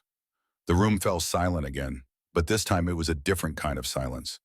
Not the silence of despair, but the silence of people gathering their courage for what was to come. Crawford stood. I should go. If Blackwood's men are searching the area, they might see my horse. He paused at the door. But I will be back, and if you need help. He left the sentence unfinished. They all knew that if it came to a fight, Crawford could not officially help without evidence of a crime. But the look in his eyes said he would come anyway, badge or no badge. After Crawford left, Daniel gathered the women in the study. He spread out a hand-drawn map of the property on Jonathan's desk. The ranch sat in a natural defensible position, backed against a ridge of hills with open ground on 3 sides and forest on the 4th. If they come, this is how they will approach, Daniel said, tracing the likely attack routes. They will want to surround the house, cut off escape routes. Our advantage is that we know this ground and they do not. Rachel leaned over the map. What about the tunnel? It is our last resort. If we have to evacuate, that is our route. But I would prefer to make them pay for every inch they take. Over the next 3 days, they transformed the ranch. They reinforced the doors and windows with heavy shutters. They created firing positions with clear fields of view. They dug shallow trenches at key points, obstacles that would slow attackers. They stockpiled water and ammunition in strategic locations, and they trained. Daniel drilled them relentlessly, teaching them not just to shoot, but to fight tactically, how to provide covering fire, how to fall back in good order, how to communicate under stress. Charlotte proved to be a natural leader, her commands calm and clear even in simulated emergencies. Rachel had the instincts of a warrior. Aggressive and fearless, Emily overcame her fear through sheer determination, her shots becoming more accurate with each practice session.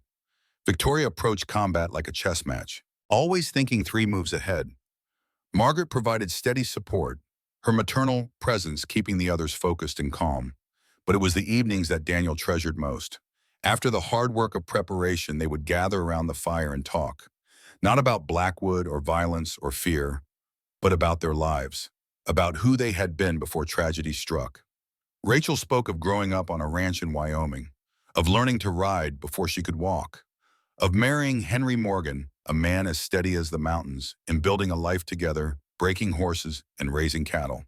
Emily told them about her husband Edward, a doctor who had treated rich and poor alike, who had believed that healing was a calling, not a business. She spoke of the joy they had found in small things, in Sunday picnics and evening walks, in the simple comfort of being known and loved. Victoria shared memories of George, her accountant husband who had seen numbers as poetry, who had shown her that precision and passion were not opposites. She spoke of their plans to open their own bank, one that would serve working people fairly. Margaret remembered Charles, her blacksmith husband, whose hands could shape iron but were gentle with children. She spoke of the life they had built together, simple and honest, full of hard work and deep contentment. And Charlotte talked about James, her minor husband who had believed in justice even when it cost him everything. She spoke of his laugh, his stubbornness, his absolute certainty that good men had to stand against evil, even if they stood alone. Daniel listened to these stories, hearing the love that persisted beyond death. And one night, prompted by Charlotte's gentle questioning, he spoke of Anna and Rose, of his wife's kindness and fierce protective love, of his daughter's laugh, her curiosity, her absolute trust that her father would always keep her safe. "I was not there," Daniel said, his voice rough with old pain. "I was hunting when the plague came. By the time I got home, they had been dead for 2 days. Grace Porter, the town's healer, she told me Anna had called for me at the end, had asked where I was." Charlotte's hand found his in the firelight. "You could not have known. That is what makes it worse. If I had known, I would have been there. I would have held her hand, told her I loved her. But I was stalking elk in the high country, completely unaware that my world was ending." Rachel spoke up, surprising everyone. "My husband died saving horses. Horses we could have replaced. But he could not be replaced. For months I hated him for choosing animals over me, over our future. Then I realized he did not choose the horses. He chose to be the man he was, the man who could not walk away from suffering.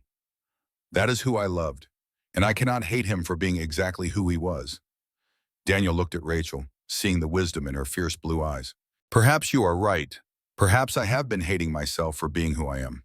A hunter, a man who provided for his family by being away from them." "You were a good husband and father," Margaret said quietly. "The fact that you grieve proves that.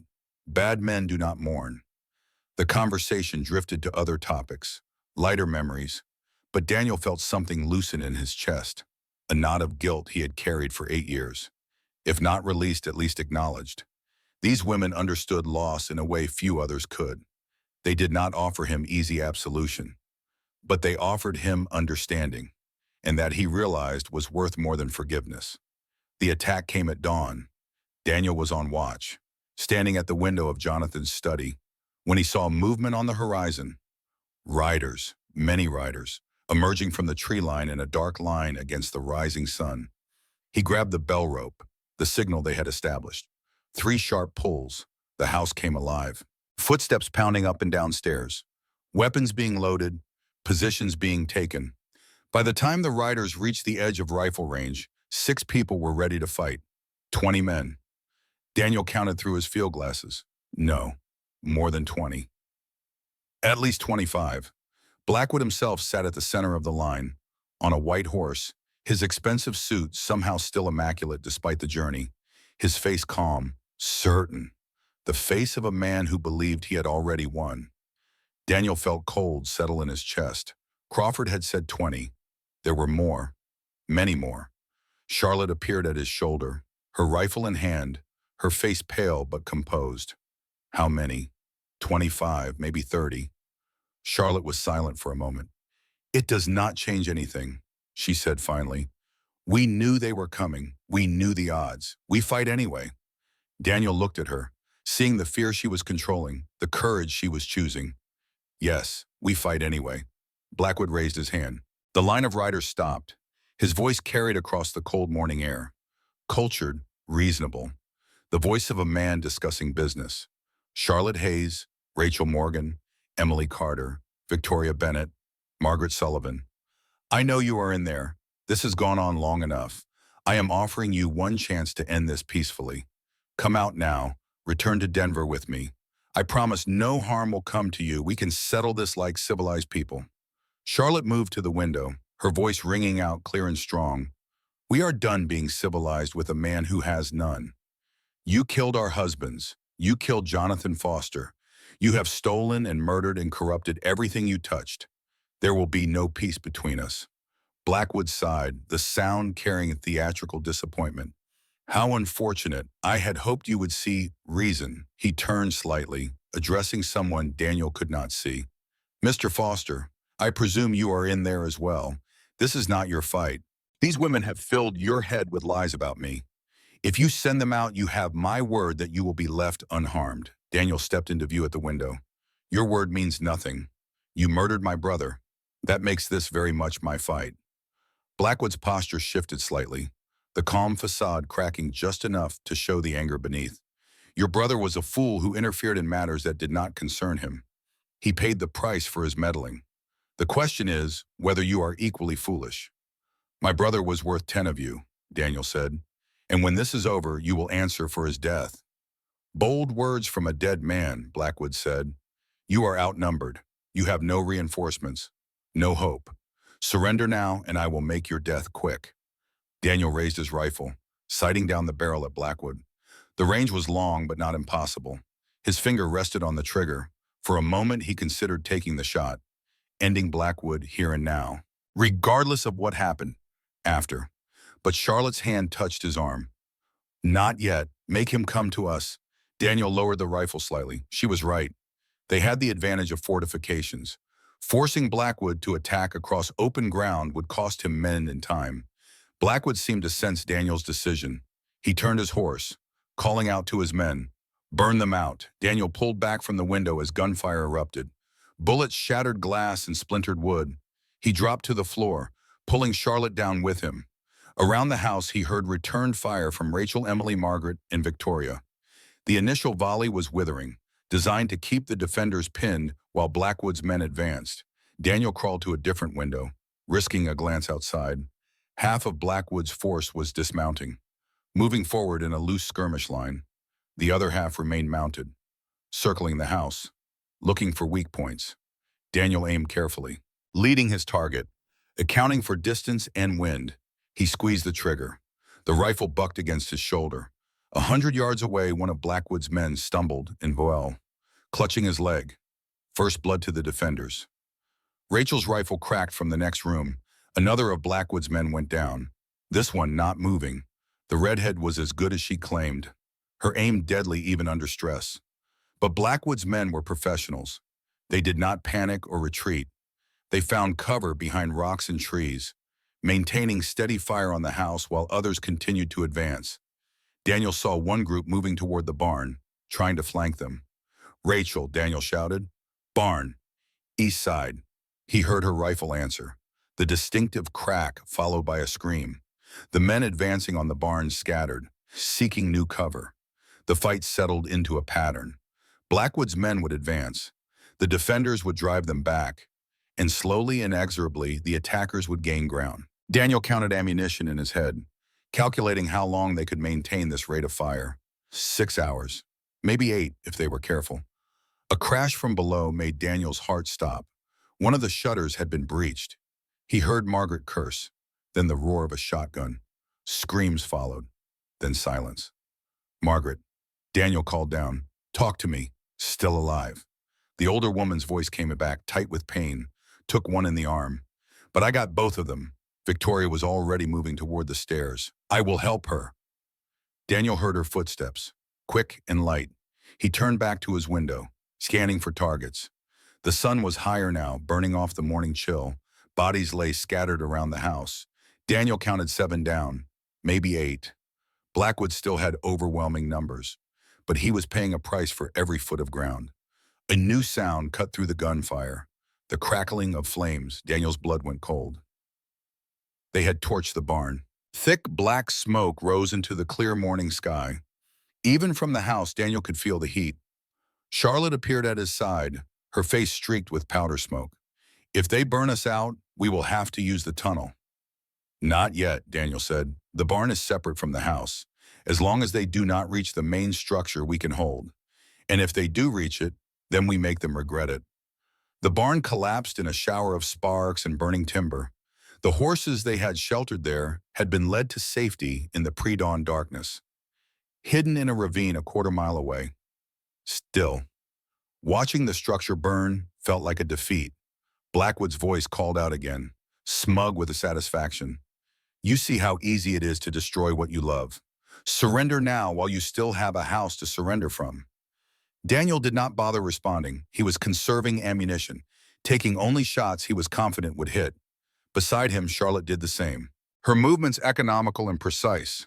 She had learned quickly, transforming from a woman who had never held a rifle to a competent fighter in less than a week. The morning wore on.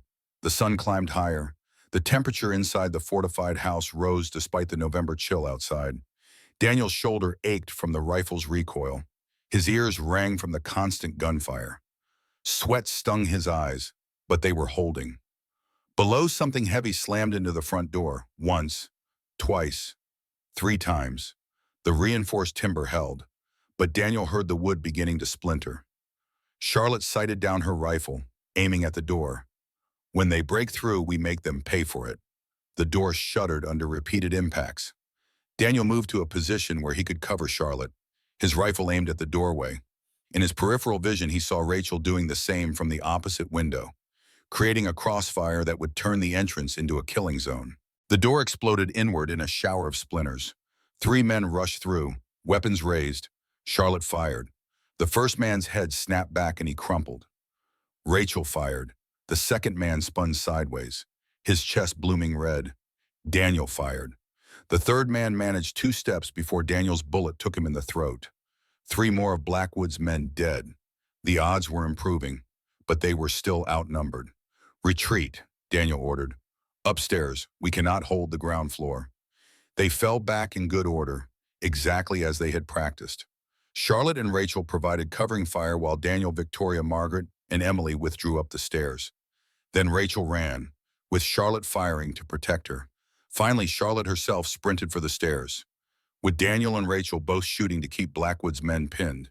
The upper floor was more defensible, narrower corridors, fewer entrances, better fields of fire.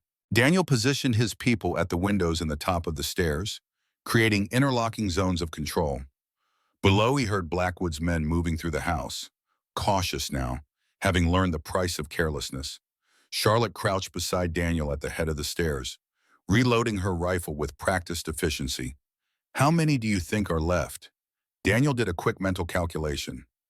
"We have killed 12 for certain. That leaves 13, maybe 15. Still too many. The marshals will be here soon." Daniel glanced at the sun's position. It was nearly noon.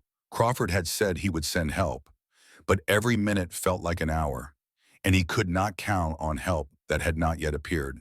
A sound from below made him tense. Footsteps, deliberate and unhurried. Then a voice, cultured and calm despite the violence. "Impressive, Mr. Foster. You and your companions have fought well. You have cost me 12 men. 12 expensive men who will need to be replaced. But you must know this cannot continue." Blackwood had entered the house. Daniel felt cold rage settle in his chest. The man responsible for so much death and suffering was standing below him, close enough to kill. "You are right," Daniel called back. "It cannot continue. When the federal marshals arrive, you will be arrested for murder. Multiple murders." Blackwood laughed, the sound genuinely amused. "Federal marshals. Ah, yes. William Crawford mentioned something about reinforcements." His voice hardened. "That is why I made certain to cut the telegraph lines and post men on every road into this valley. Your marshals are not coming, Mr. Foster, or rather they are coming, but they will arrive far too late to help you." Daniel felt the words like a physical blow. If Blackwood had blocked the roads, the marshals might be delayed for hours. By then, the house would be overrun. Charlotte must have seen something in his face. She gripped his arm, her voice fierce and low. "We do not need them. We have held this long. We can hold longer." Daniel wished he could believe her, but the mathematics were brutal. They were running low on ammunition. Margaret was wounded. They could not sustain this fight indefinitely. A new voice called from below, and Daniel's heart nearly stopped. It was Emily, her voice high with terror. "Please do not hurt me. I will tell you anything." Charlotte's face went white. "Emily! They have Emily!" Daniel cursed himself for a fool. In the chaos of the retreat, he had lost track of the youngest member of their group. Somehow Blackwood's men had captured her. "Bring her up," Blackwood said calmly. "Let them see what cooperation looks like." Emily appeared at the base of the stairs, held by a man nearly twice her size. Her face was bruised, her dress torn, but her eyes when they met Daniel's were not afraid. They were apologetic. "I am sorry," she whispered. "I should have stayed with Margaret."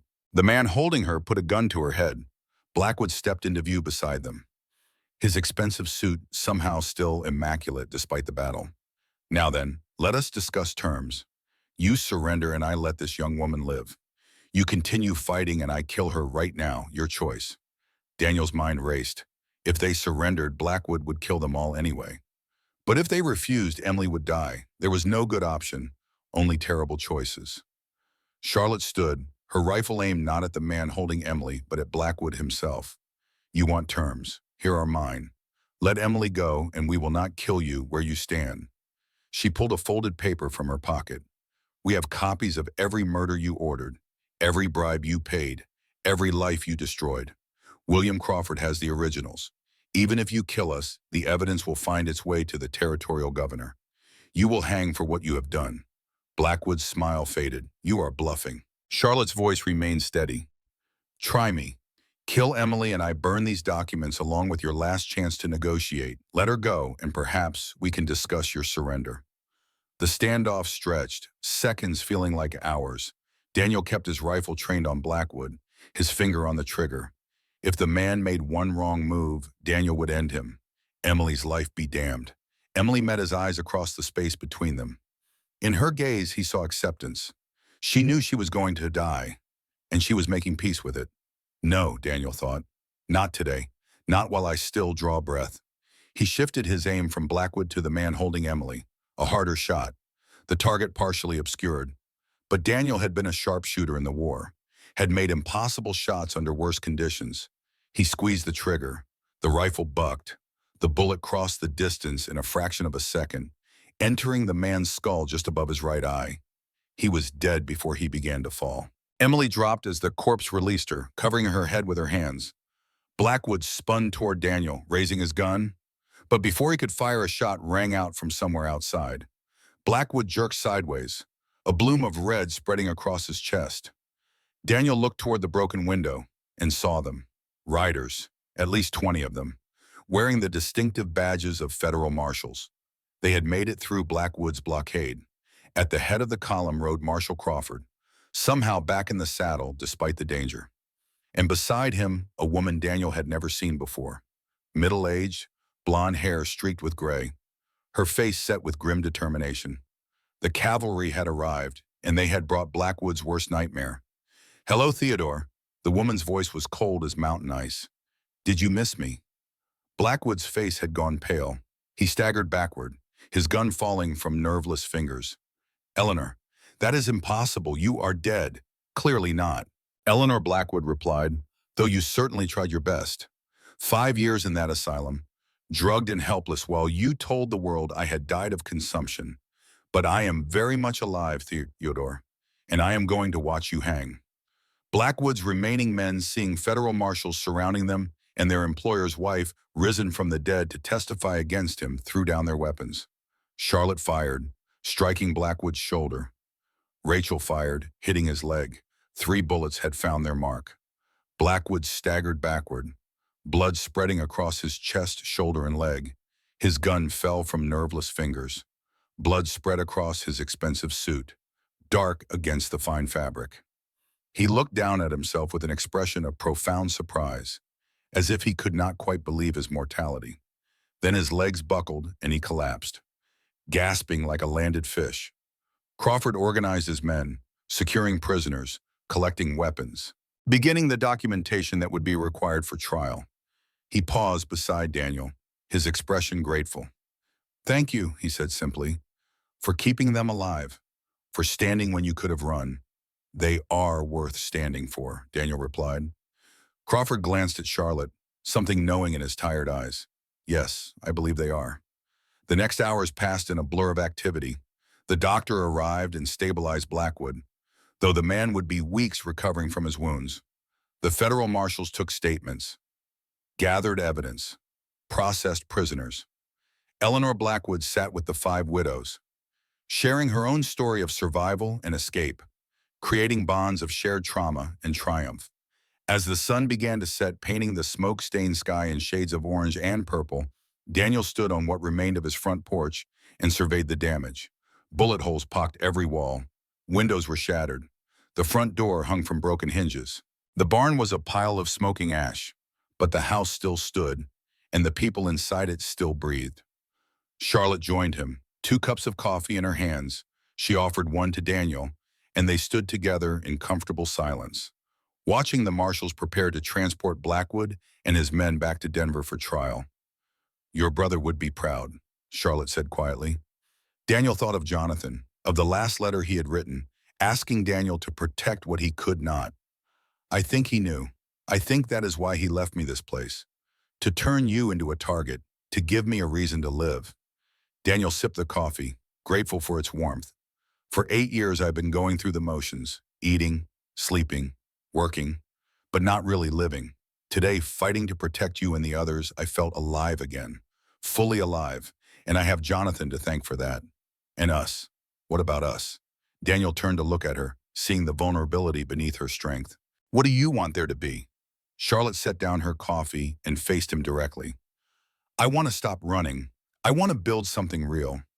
I want to wake up in a place that feels like home, with people who feel like family. And I want you to be part of that, even though I failed my first family. You did not fail them, Daniel. Disease failed them. Fate failed them. You were just a man doing his best to provide." Charlotte's hand found his cheek, gentle despite the calluses from rifle work. "And now you are a man who has saved 5 women from a monster, who has given us back our lives. Do not tell me you are not worthy of happiness when you have created it for others." Daniel leaned into her touch, feeling something inside him crack and give way, a wall he had built around his heart, brick by painful brick over 8 years of self-imposed isolation. Charlotte's words, her presence, her impossible strength, all of it worked together to bring that wall tumbling down. "I do not know how to do this," he admitted. "How to love again, how to risk caring when caring has hurt so much." "None of us do," Charlotte said. "We are all wounded, all scarred, but maybe that is the point. Maybe people who have survived the worst can appreciate the best in ways others cannot." She kissed him then, there on the ruined porch, with the smell of smoke and blood still heavy in the air. It was not a kiss of passion or desperate need. It was a kiss of promise, of 2 people choosing to hope despite every reason not to. When they separated, Daniel saw tears on Charlotte's face, but she was smiling. "So what happens now?" she asked. "Now we rebuild," Daniel said, looking at the damaged house. "The structure is sound, the foundation is solid. We can repair the rest." "I was not asking about the house," Daniel smiled, understanding. Neither was I. That night, they gathered around the kitchen table one last time before the marshals departed with their prisoners. Crawford accepted Margaret's offer of hot food, his wounded shoulder properly bandaged now by Emily. Eleanor Blackwood sat with them, finally free after 5 years of captivity, though the haunted look in her eyes suggested freedom would take time to feel real. "What will you do now?" Daniel asked her. Eleanor considered the question, her fingers wrapped around a cup of tea. "Testify against Theodore. Make sure he pays for what he did to me and to everyone else. After that." She shrugged. "I have money, property that was mine before we married. Perhaps I will use it to help other women escape bad situations. God knows there are enough of them." "That is good work," Margaret said quietly. Important work. What about you five? Eleanor asked. Will you stay here? The women looked at each other, a silent conversation passing between them. Finally, Charlotte spoke. If Daniel will have us, yes, we would like to stay. This place has become home in a way Denver never was. Here we are not victims or widows or women who need protecting. We are just ourselves. Daniel felt warmth spread through his chest. You are welcome to stay as long as you wish, all of you. This house is too big for one man anyway. Rachel grinned, her fierce expression softening. Good, because someone needs to teach you how to properly care for horses. Your mare was practically feral when we arrived. And the garden is a disaster, Emily added. Come spring, we will need to completely replant. The accounts are a mess too, Victoria said. No organization at all. It will take months to straighten out. And your cooking, Margaret said with gentle diplomacy, could use some improvement. Daniel laughed, the sound feeling strange and wonderful after years of grim silence. So I am being tolerated for my property and my poor housekeeping skills. And your shooting, Charlotte added, her eyes warm. That was rather impressive today. High praise, Daniel said dryly.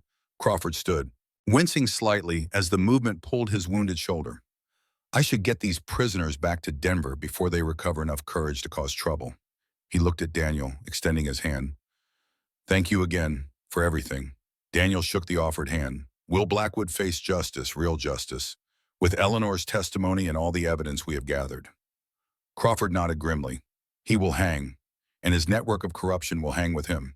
This is the beginning of real change in the territory. After the marshals left, taking Blackwood and his surviving men with them, the house felt almost too quiet. The women drifted to their rooms, exhausted by the day's violence and emotion. Daniel walked through the damaged house, cataloging what needed repair. The work would be extensive, windows replaced, walls patched, doors rehung. The barn would need to be completely rebuilt. But it was possible. All of it was possible. Charlotte found him in the study, examining a bullet hole in Jonathan's desk. You should sleep, she said. So should you. I cannot. Every time I close my eyes, I see it all again. The shooting, the blood. Emily with that gun to her head. Charlotte wrapped her arms around herself. I keep thinking how close we came to losing everything. But we did not, Daniel said. We held. We survived. That is what matters, is it? Charlotte looked at him, her eyes troubled. 12 men died today, Daniel. 12. Yes, they were trying to kill us, but they are still dead. Does that not bother you? Daniel moved closer, taking her gently by the shoulders. It bothers me that it had to happen at all, but I will not apologize for protecting you and the others. Those men made their choice when they took Blackwood's money. We made ours when we decided to stand and fight. I am at peace with that choice. I wish I could be one. Give it time. Daniel pulled her into an embrace, feeling her gradually relax against him. The war taught me that survival sometimes requires terrible choices. The key is not to let those choices define you. You are not a killer, Charlotte. You are a woman who refused to be a victim. Never forget the difference. They stood together in the quiet study, finding comfort in shared presence. Outside, night had fully fallen, stars brilliant in the clear November sky. Tomorrow would bring new challenges, repairs to make, wounds to heal, futures to plan. But tonight they were alive. They had won. And for the first time in a very long time, that was enough. Winter settled over the Colorado territory like a heavy blanket.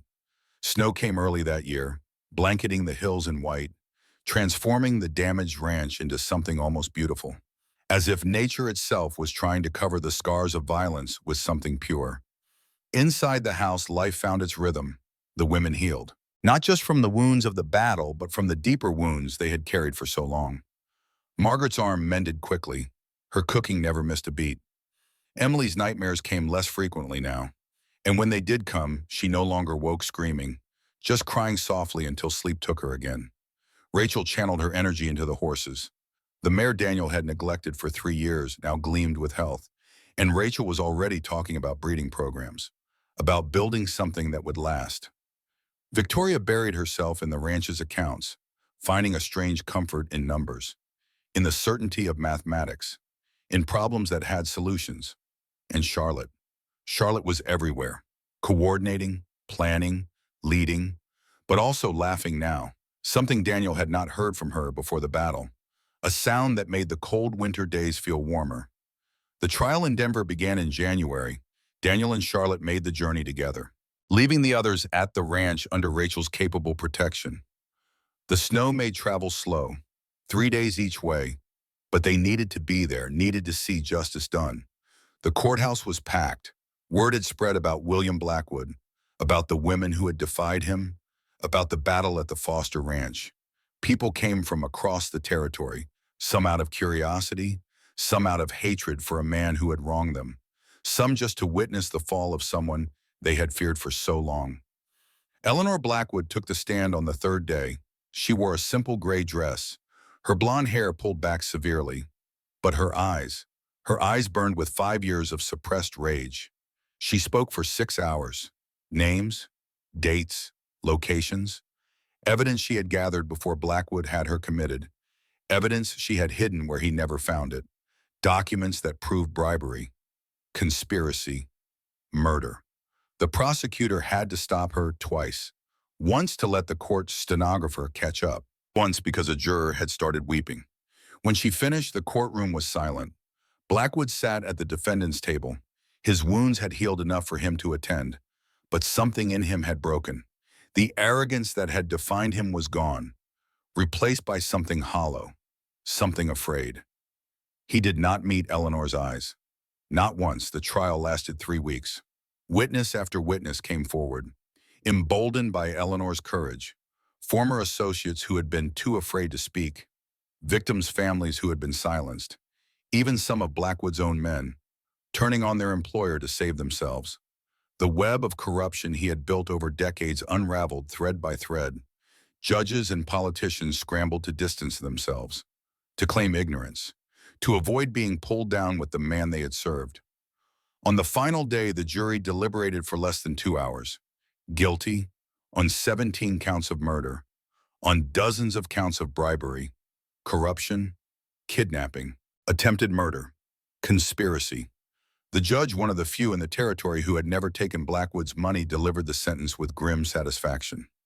William Blackwood, you have been found guilty of crimes that shock the conscience.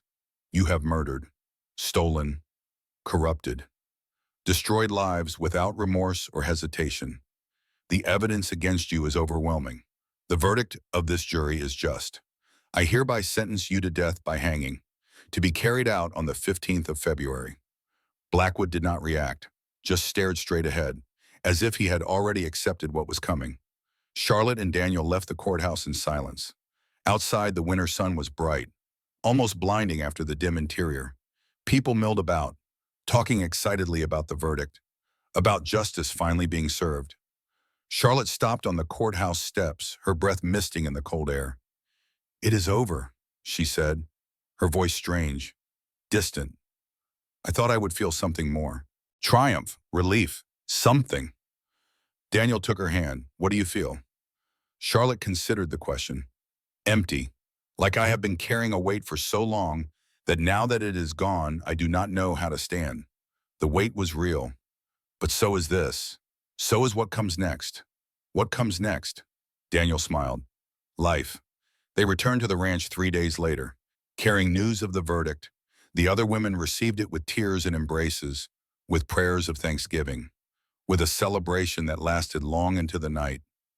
Margaret cooked the finest meal she had ever made, roast venison with winter vegetables, fresh bread that filled the house with warmth, apple pie from preserves she had been saving. They ate together around the kitchen table, 6 people who had been strangers a few months ago, now bound by something stronger than blood. After dinner, as the fire crackled and the conversation turned to lighter things, Daniel found himself looking at each of them in turn. Rachel, her fierce eyes softer now, the rage that had consumed her transformed into purpose. Emily, still quiet, still gentle, but no longer afraid. There was strength in her now, the kind that came from surviving the unsurvivable. Victoria, her calculating gaze warmed by something like trust.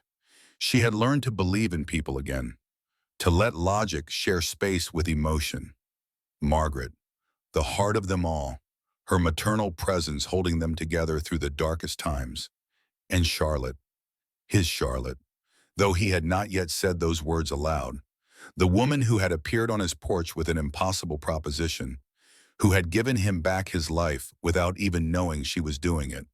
This is it, Daniel thought. This is what Jonathan wanted, not just survival, but this, family.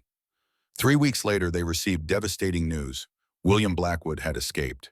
3 days before his scheduled execution, he had bribed 2 guards and slipped out of the Denver jail in the dead of night. Marshal Crawford rode through a blizzard to warn them personally. "He is coming for you," Crawford said, his face gray with exhaustion. "He has nothing left to lose." That makes him more dangerous than ever. Daniel felt the old familiar cold settle in his chest, but this time he was not alone. "We ended him once," Charlotte said, her voice steady despite the fear in her eyes. "We will end him again." They prepared for another siege, but Blackwood weakened and desperate made a fatal mistake. He came alone believing surprise would be enough. It was not. Charlotte saw him first, creeping through the pre-dawn darkness toward the house. She raised her rifle, took careful aim, and shot the gun from his hand before he could fire a single round. Daniel and Rachel subdued him within seconds. This time, there would be no escape. 2 weeks later, William Blackwood was hanged at dawn in Denver's main square, before a crowd of hundreds, many of them relatives of his victims. He had died cursing everyone who had brought him down, unrepentant to the last. Charlotte walked out to the hill where they had buried Jonathan, where a simple stone marker bore his name and the words, "He died protecting what mattered." Daniel followed, giving her space, but staying close enough that she knew she was not alone. "It is done," Charlotte said to the grave. "James has justice. You have justice. We all have justice." She knelt in the snow, her hand touching the cold stone. "Thank you for everything, for taking us in when no one else would, for believing we were worth protecting, for giving your life so we could have ours." She paused, tears freezing on her cheeks. "I wish you could see what we have built here, what your brother has become. You would be so proud." Daniel stepped forward, standing beside her. "He sees it, he said quietly. "Wherever he is, he sees it, and he is proud." Charlotte looked up at him, her green eyes bright with tears and something else. Something like hope. "How do you know?" "Because I would be. If I had given my life for something, and that something became this, I would be proud beyond words." Charlotte rose, taking his hand. "What happens now?" "Now," Daniel said. "We live, we build. We become the family Jonathan wanted us to be. And us, you and me." Daniel pulled her close, feeling her warmth against the winter cold. "I was going to wait, to give you time, to make sure this was real and not just two wounded people clinging to each other. And now I know it is real. Now I know that what I feel for you is not just gratitude or companionship. It is love. The kind I thought died with Anna. The kind I never expected to feel again." Charlotte's breath caught. "Daniel." He pulled back slightly, looking into her eyes. "I am not asking for anything, not yet. I know you love James. I know that love does not just disappear. But if you are willing, if you think there might be room in your heart for something new, I would very much like to find out where this goes." Charlotte was silent for a long moment. Daniel felt his heart pounding, waiting for rejection, for her to say it was too soon, too much, that she was not ready. Instead, she kissed him.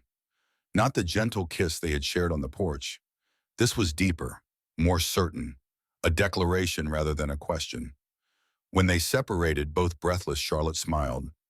"I was waiting for you to ask," she said. "I have been waiting for weeks." Daniel laughed, the sound strange and wonderful in the quiet winter air.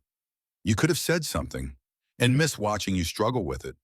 "Never." They walked back to the house hand in hand, the setting sun painting the snow in shades of gold and pink. A new chapter was beginning. In early March, as spring began to push back winter's grip, Daniel and Charlotte were married. The ceremony was simple, held in the house that had become their home, with only their chosen family present. A circuit judge, a friend of Marshal Crawford, performed the service. Rachel served as Charlotte's witness, standing beside her friend with fierce pride. The other women stood in support, crying and laughing simultaneously. Unable to contain the joy that filled the room, Charlotte wore a simple blue dress that Margaret had helped her sew. She carried wildflowers that Emily had gathered from the meadow. She looked beautiful and fierce and utterly herself. Her vows were honest. I did not expect to love again. I thought that part of me died with James. But you proved me wrong. You showed me that love does not replace love. It adds to it. James will always be part of me, but so will you. Both are true. Both are real. Daniel's response was simpler. For 8 years, I was a ghost. You brought me back to life. I promised to protect you, to honor you, and to never take for granted the gift of your presence. The kiss that sealed their union felt like a promise kept, a wound finally healing, a future finally possible. That night, they moved into the master bedroom together. The room Jonathan had built with his own hands, the room Daniel had avoided for 3 years. It felt right now. Charlotte lay beside him in the darkness, her head on his shoulder, her hand over his heart. Are you happy? She asked. Daniel considered the question, really considered it. For so long, happiness had seemed impossible, a betrayal of Anna and Rose, a luxury he did not deserve. But lying here with Charlotte's warmth beside him, knowing that 4 other women slept safely under his roof, knowing that tomorrow would bring work and laughter and purpose. Yes, he said, I am happy. Are you? Charlotte's answer came without hesitation, more than I ever thought possible. They fell asleep entwined, 2 wounded souls who had found healing in each other. Spring brought new growth, not just to the land, but to the people who worked it. Rachel's horse breeding program began in earnest. The first foal was born in April, a beautiful chestnut filly that Rachel named Hope, because that was what it represented. Emily's garden flourished. Vegetables grew in neat rows, medicinal herbs in a separate section. She had become the unofficial healer for the surrounding area. People came from miles away for her remedies, for her gentle care. Victoria's financial acumen turned the ranch profitable for the first time in years. She negotiated better prices for their cattle, found new markets for Rachel's horses, created a ledger system that could track every penny. Margaret's cooking drew visitors from across the territory. Travelers would ride hours out of their way just for one of her meals. More than once she had to turn people away, politely explaining that she was not running a restaurant. And Daniel and Charlotte, they built a life together, stone by stone, day by day. They argued sometimes, usually about small things made large by stubbornness, but they also laughed often, worked side by side in easy partnership, found joy in the ordinary moments that made up a life. Eleanor Blackwood came to visit in May. She looked different than she had at the trial, healthier, calmer, the haunted look in her eyes fading with each passing week. She stayed for a week, finding comfort in the company of women who understood her journey, who did not judge her for what she had endured. You have created something beautiful here, she told Charlotte on her last day. A family from ashes. It gives me hope for my own future. What will you do now? Eleanor smiled, the first genuine smile Daniel had seen from her. I am opening a refuge for women escaping situations like mine, a place where they can be safe while they rebuild their lives. It will not bring back the years I lost, but perhaps it can prevent others from losing theirs. That is good work, Charlotte said. Important work. It is the least I can do, Eleanor replied. You 5 showed me that survival is possible, that there is life after Blackwood. I want to give other women that same gift. After Eleanor left, the summer settled into routine. Hot days of hard work, cool evenings on the porch, the simple rhythms of ranch life. Daniel had never been happier. And then in August, everything changed again. Charlotte came to him on the porch one morning, her hands trembling around a cup of coffee she had not drunk. Daniel, there is something I need to tell you. He set aside his own cup, giving her his full attention. Charlotte took a deep breath. I am pregnant. The words hung in the summer air. Daniel stared at her, processing, calculating, feeling something shift inside his chest. A child. His child. Their child. Charlotte was still talking, her voice rushed, nervous. I know this is soon. I know it might seem like I am trying to replace. Daniel stopped her with a kiss. You are not replacing anyone, he said when they separated. You are adding to our family, and I could not be happier. Charlotte's eyes filled with tears.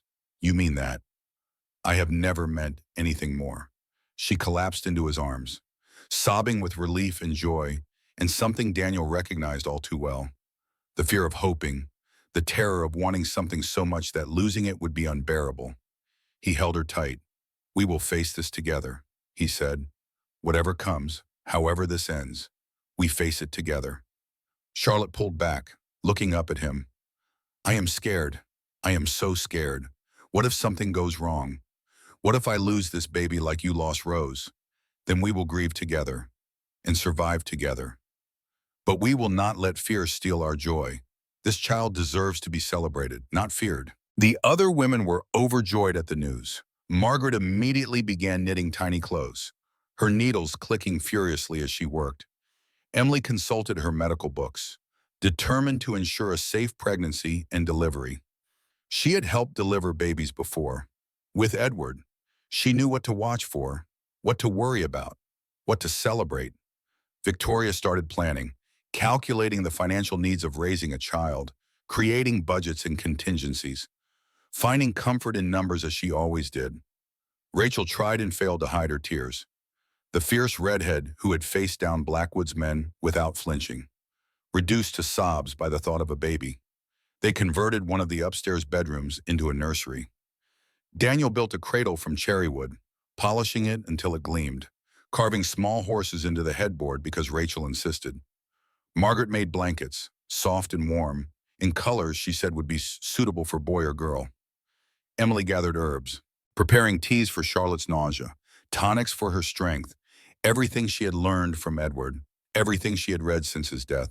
Victoria organized everything, creating lists of supplies needed, schedules for care, contingency plans for emergencies.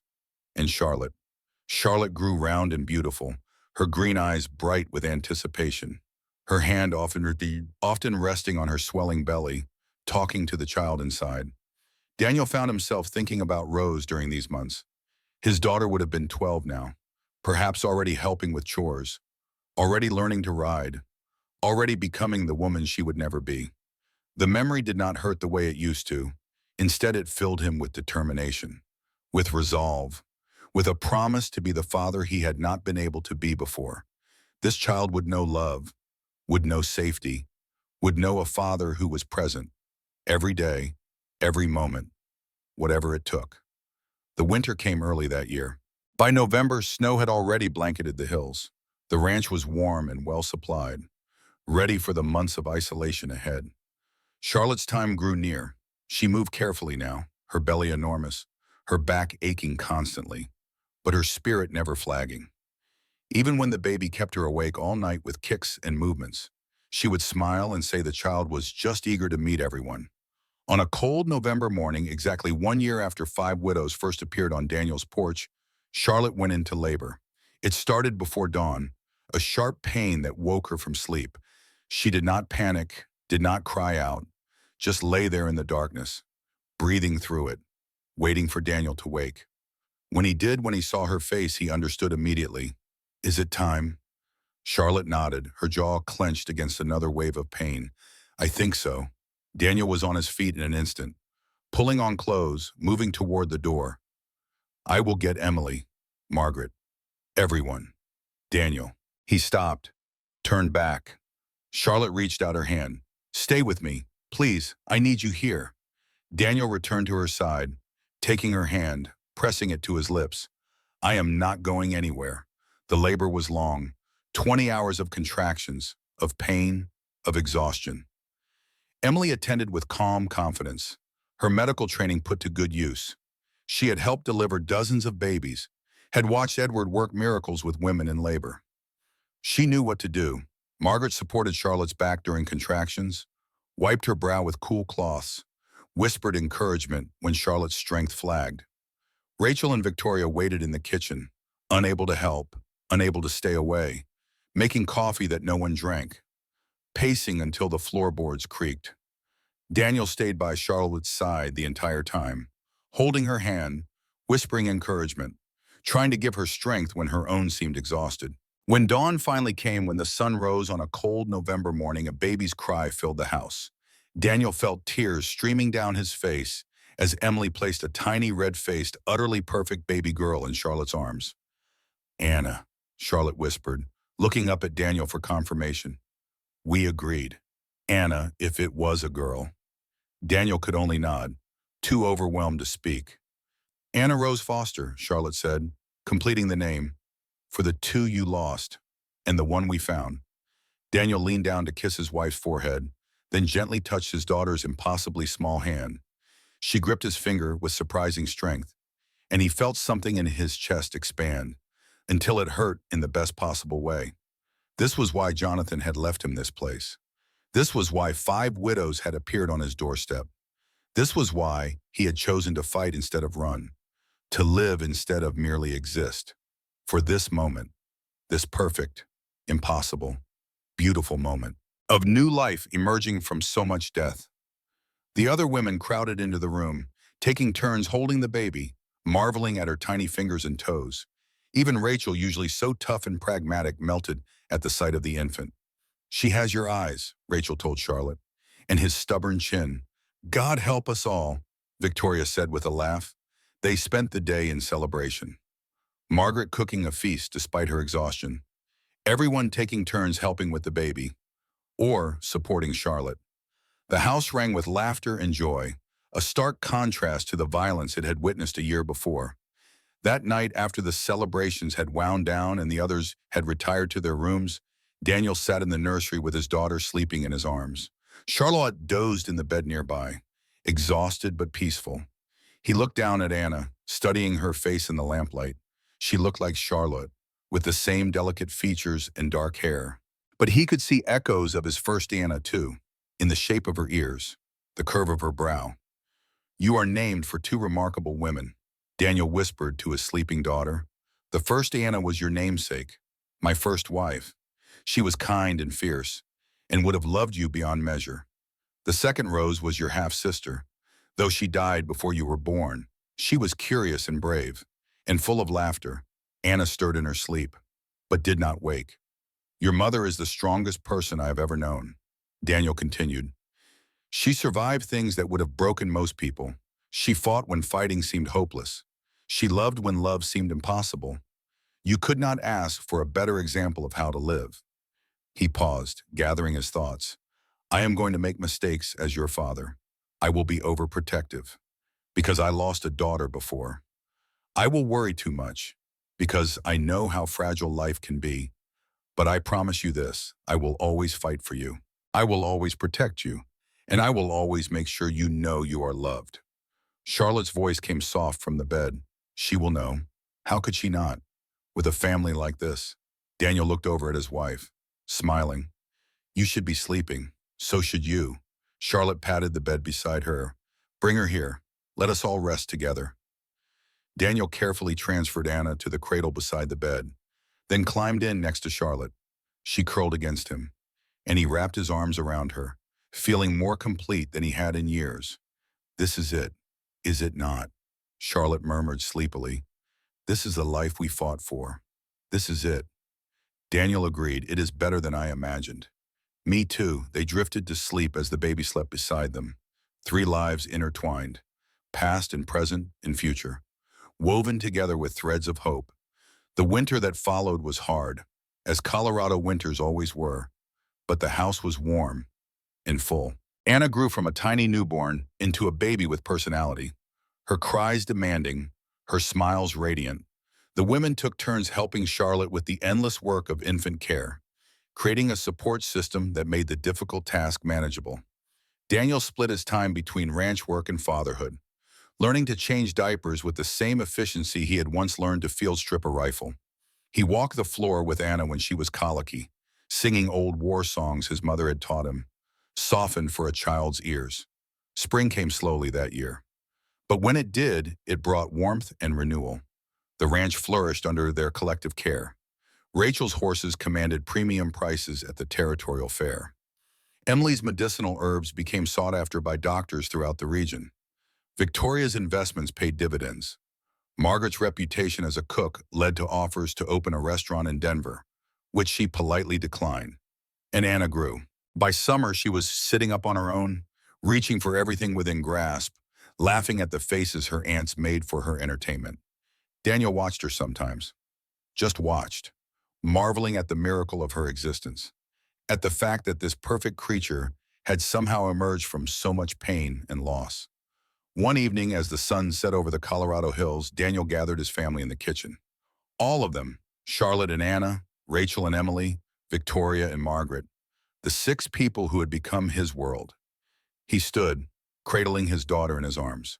"I want to say something," he began, feeling awkward but determined. 18 months ago, 5 women appeared at my door asking for shelter. I said yes, partly because my brother would have wanted me to, but mostly because I had nothing else to live for.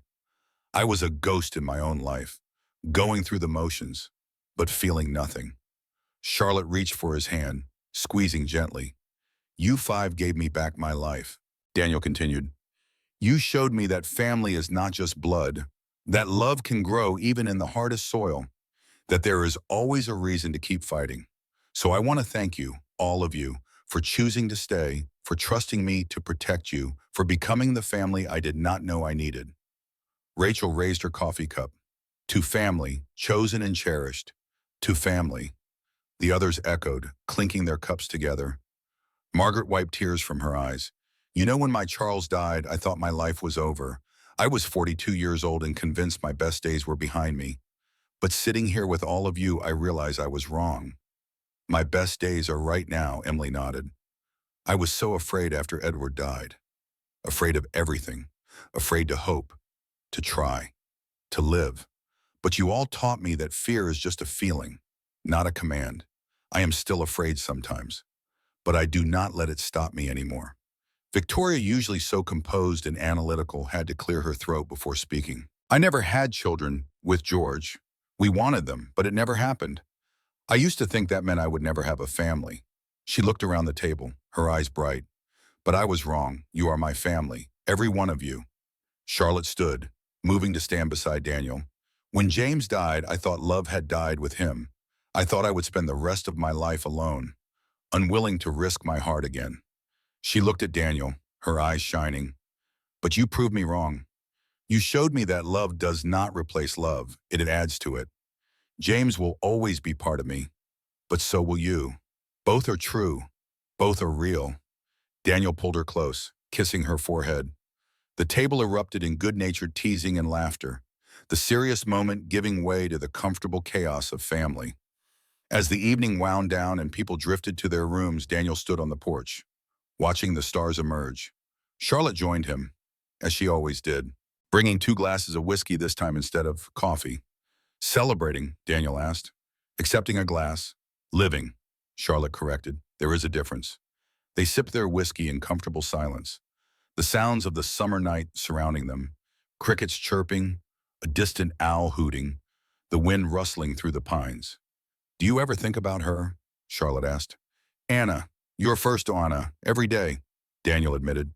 "But it does not hurt the way it used to. Now, when I remember her, I can smile.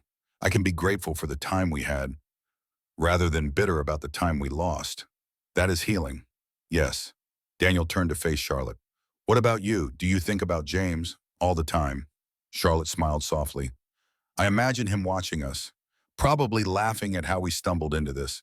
He had a good laugh, loud and infectious. I miss that sound. I am sure your Anna would have liked him. They would have liked each other. All of our ghosts would approve of us finding happiness again." Daniel raised his glass. "To ghosts who want us to live." Charlotte clinked her glass against his. "To ghosts who let us go." They drank, and the whiskey burned warm all the way down. The seasons turned. Summer faded to autumn. Autumn gave way to winter, and then spring came again, bringing warmth and new growth. Anna took her first steps on a warm April morning, wobbling across the kitchen floor toward Daniel's outstretched hands. The entire household had stopped to watch, holding their breath, then erupting into cheers when she made it. She said her first word a month later, not mama or papa, but horse. Rachel was insufferably proud. The ranch continued to prosper. What had been a neglected property was now one of the most successful operations in the territory. People came from miles around, for Rachel's horses, for Emily's remedies, for Margaret's cooking, and for something else, something harder to define. They came for the feeling of the place, the warmth that radiated from every corner, the sense that here in this house that had weathered violence and loss, something beautiful had taken root. Daniel understood that feeling, had felt it himself, from the moment 5 widows appeared on his porch and asked for shelter. One evening, as the sun set over the Colorado hills, he sat on the porch with Anna in his lap. The little girl was pointing at things and naming them. Tree, horse, bird, mama. Charlotte emerged from the house, settling into the chair beside them. "She is going to talk our ears off before she is 2, Charlotte said with a smile. "I do not mind," Daniel replied. "I could listen to her forever." They sat in comfortable silence, watching the sky turn from gold to pink to purple. Daniel thought about the journey that had brought him here. The loss of Anna and Rose, the empty years of grief, the inheritance of Jonathan's ranch, the arrival of 5 widows, the battle with Blackwood, the trial, the marriage, the birth of his daughter, every moment of pain, every drop of blood, every sleepless night. All of it had led to this porch, this sunset, this woman beside him, this child in his arms. "Are you happy?" Charlotte asked. Daniel did not have to think about his answer. "Yes, I am happy, more than I ever thought I could be again." "I am glad." Charlotte leaned over, kissing him softly. "So am I." They stayed on the porch until the stars came out, until Anna fell asleep in Daniel's arms, until the night wrapped around them like a blanket. Then they went inside, into the house that Jonathan built, into the home they had made. And as Daniel lay down to sleep with his wife beside him and his daughter in the cradle nearby, he thought about the words Jonathan had written in his journal. "If you are reading this, I am gone, but my work is not finished. Please finish it for me." "I finished it, brother," Daniel thought. "I finished it." But he knew it was more than that. Jonathan had not just left him a house, or a mission, or even a family to protect. He had left him a reason to live, and Daniel intended to honor that gift every day for the rest of his life. Outside, the stars wheeled slowly overhead. Inside, a family slept, a family forged not by blood, but by choice, bound not by obligation, but by love. And in the quiet of the Colorado night, peace settled over Blackwood Ranch. No, not Blackwood Ranch anymore. Foster Ranch. They had changed the name months ago, by unanimous decision. A final severing of ties to the man who had caused so much pain. Foster Ranch, where 5 widows had found shelter, where a broken soldier had found redemption, where love had grown from the ashes of loss. It was not a perfect place. No place ever was. There would be hard times ahead, challenges they could not foresee, sorrows they could not prevent, but they would face them together. Daniel, Charlotte, Anna, Rachel, Emily, Victoria, Margaret, a family, chosen and cherished. And that Daniel thought as sleep finally claimed him was everything. It was enough. It was more than enough. It was home.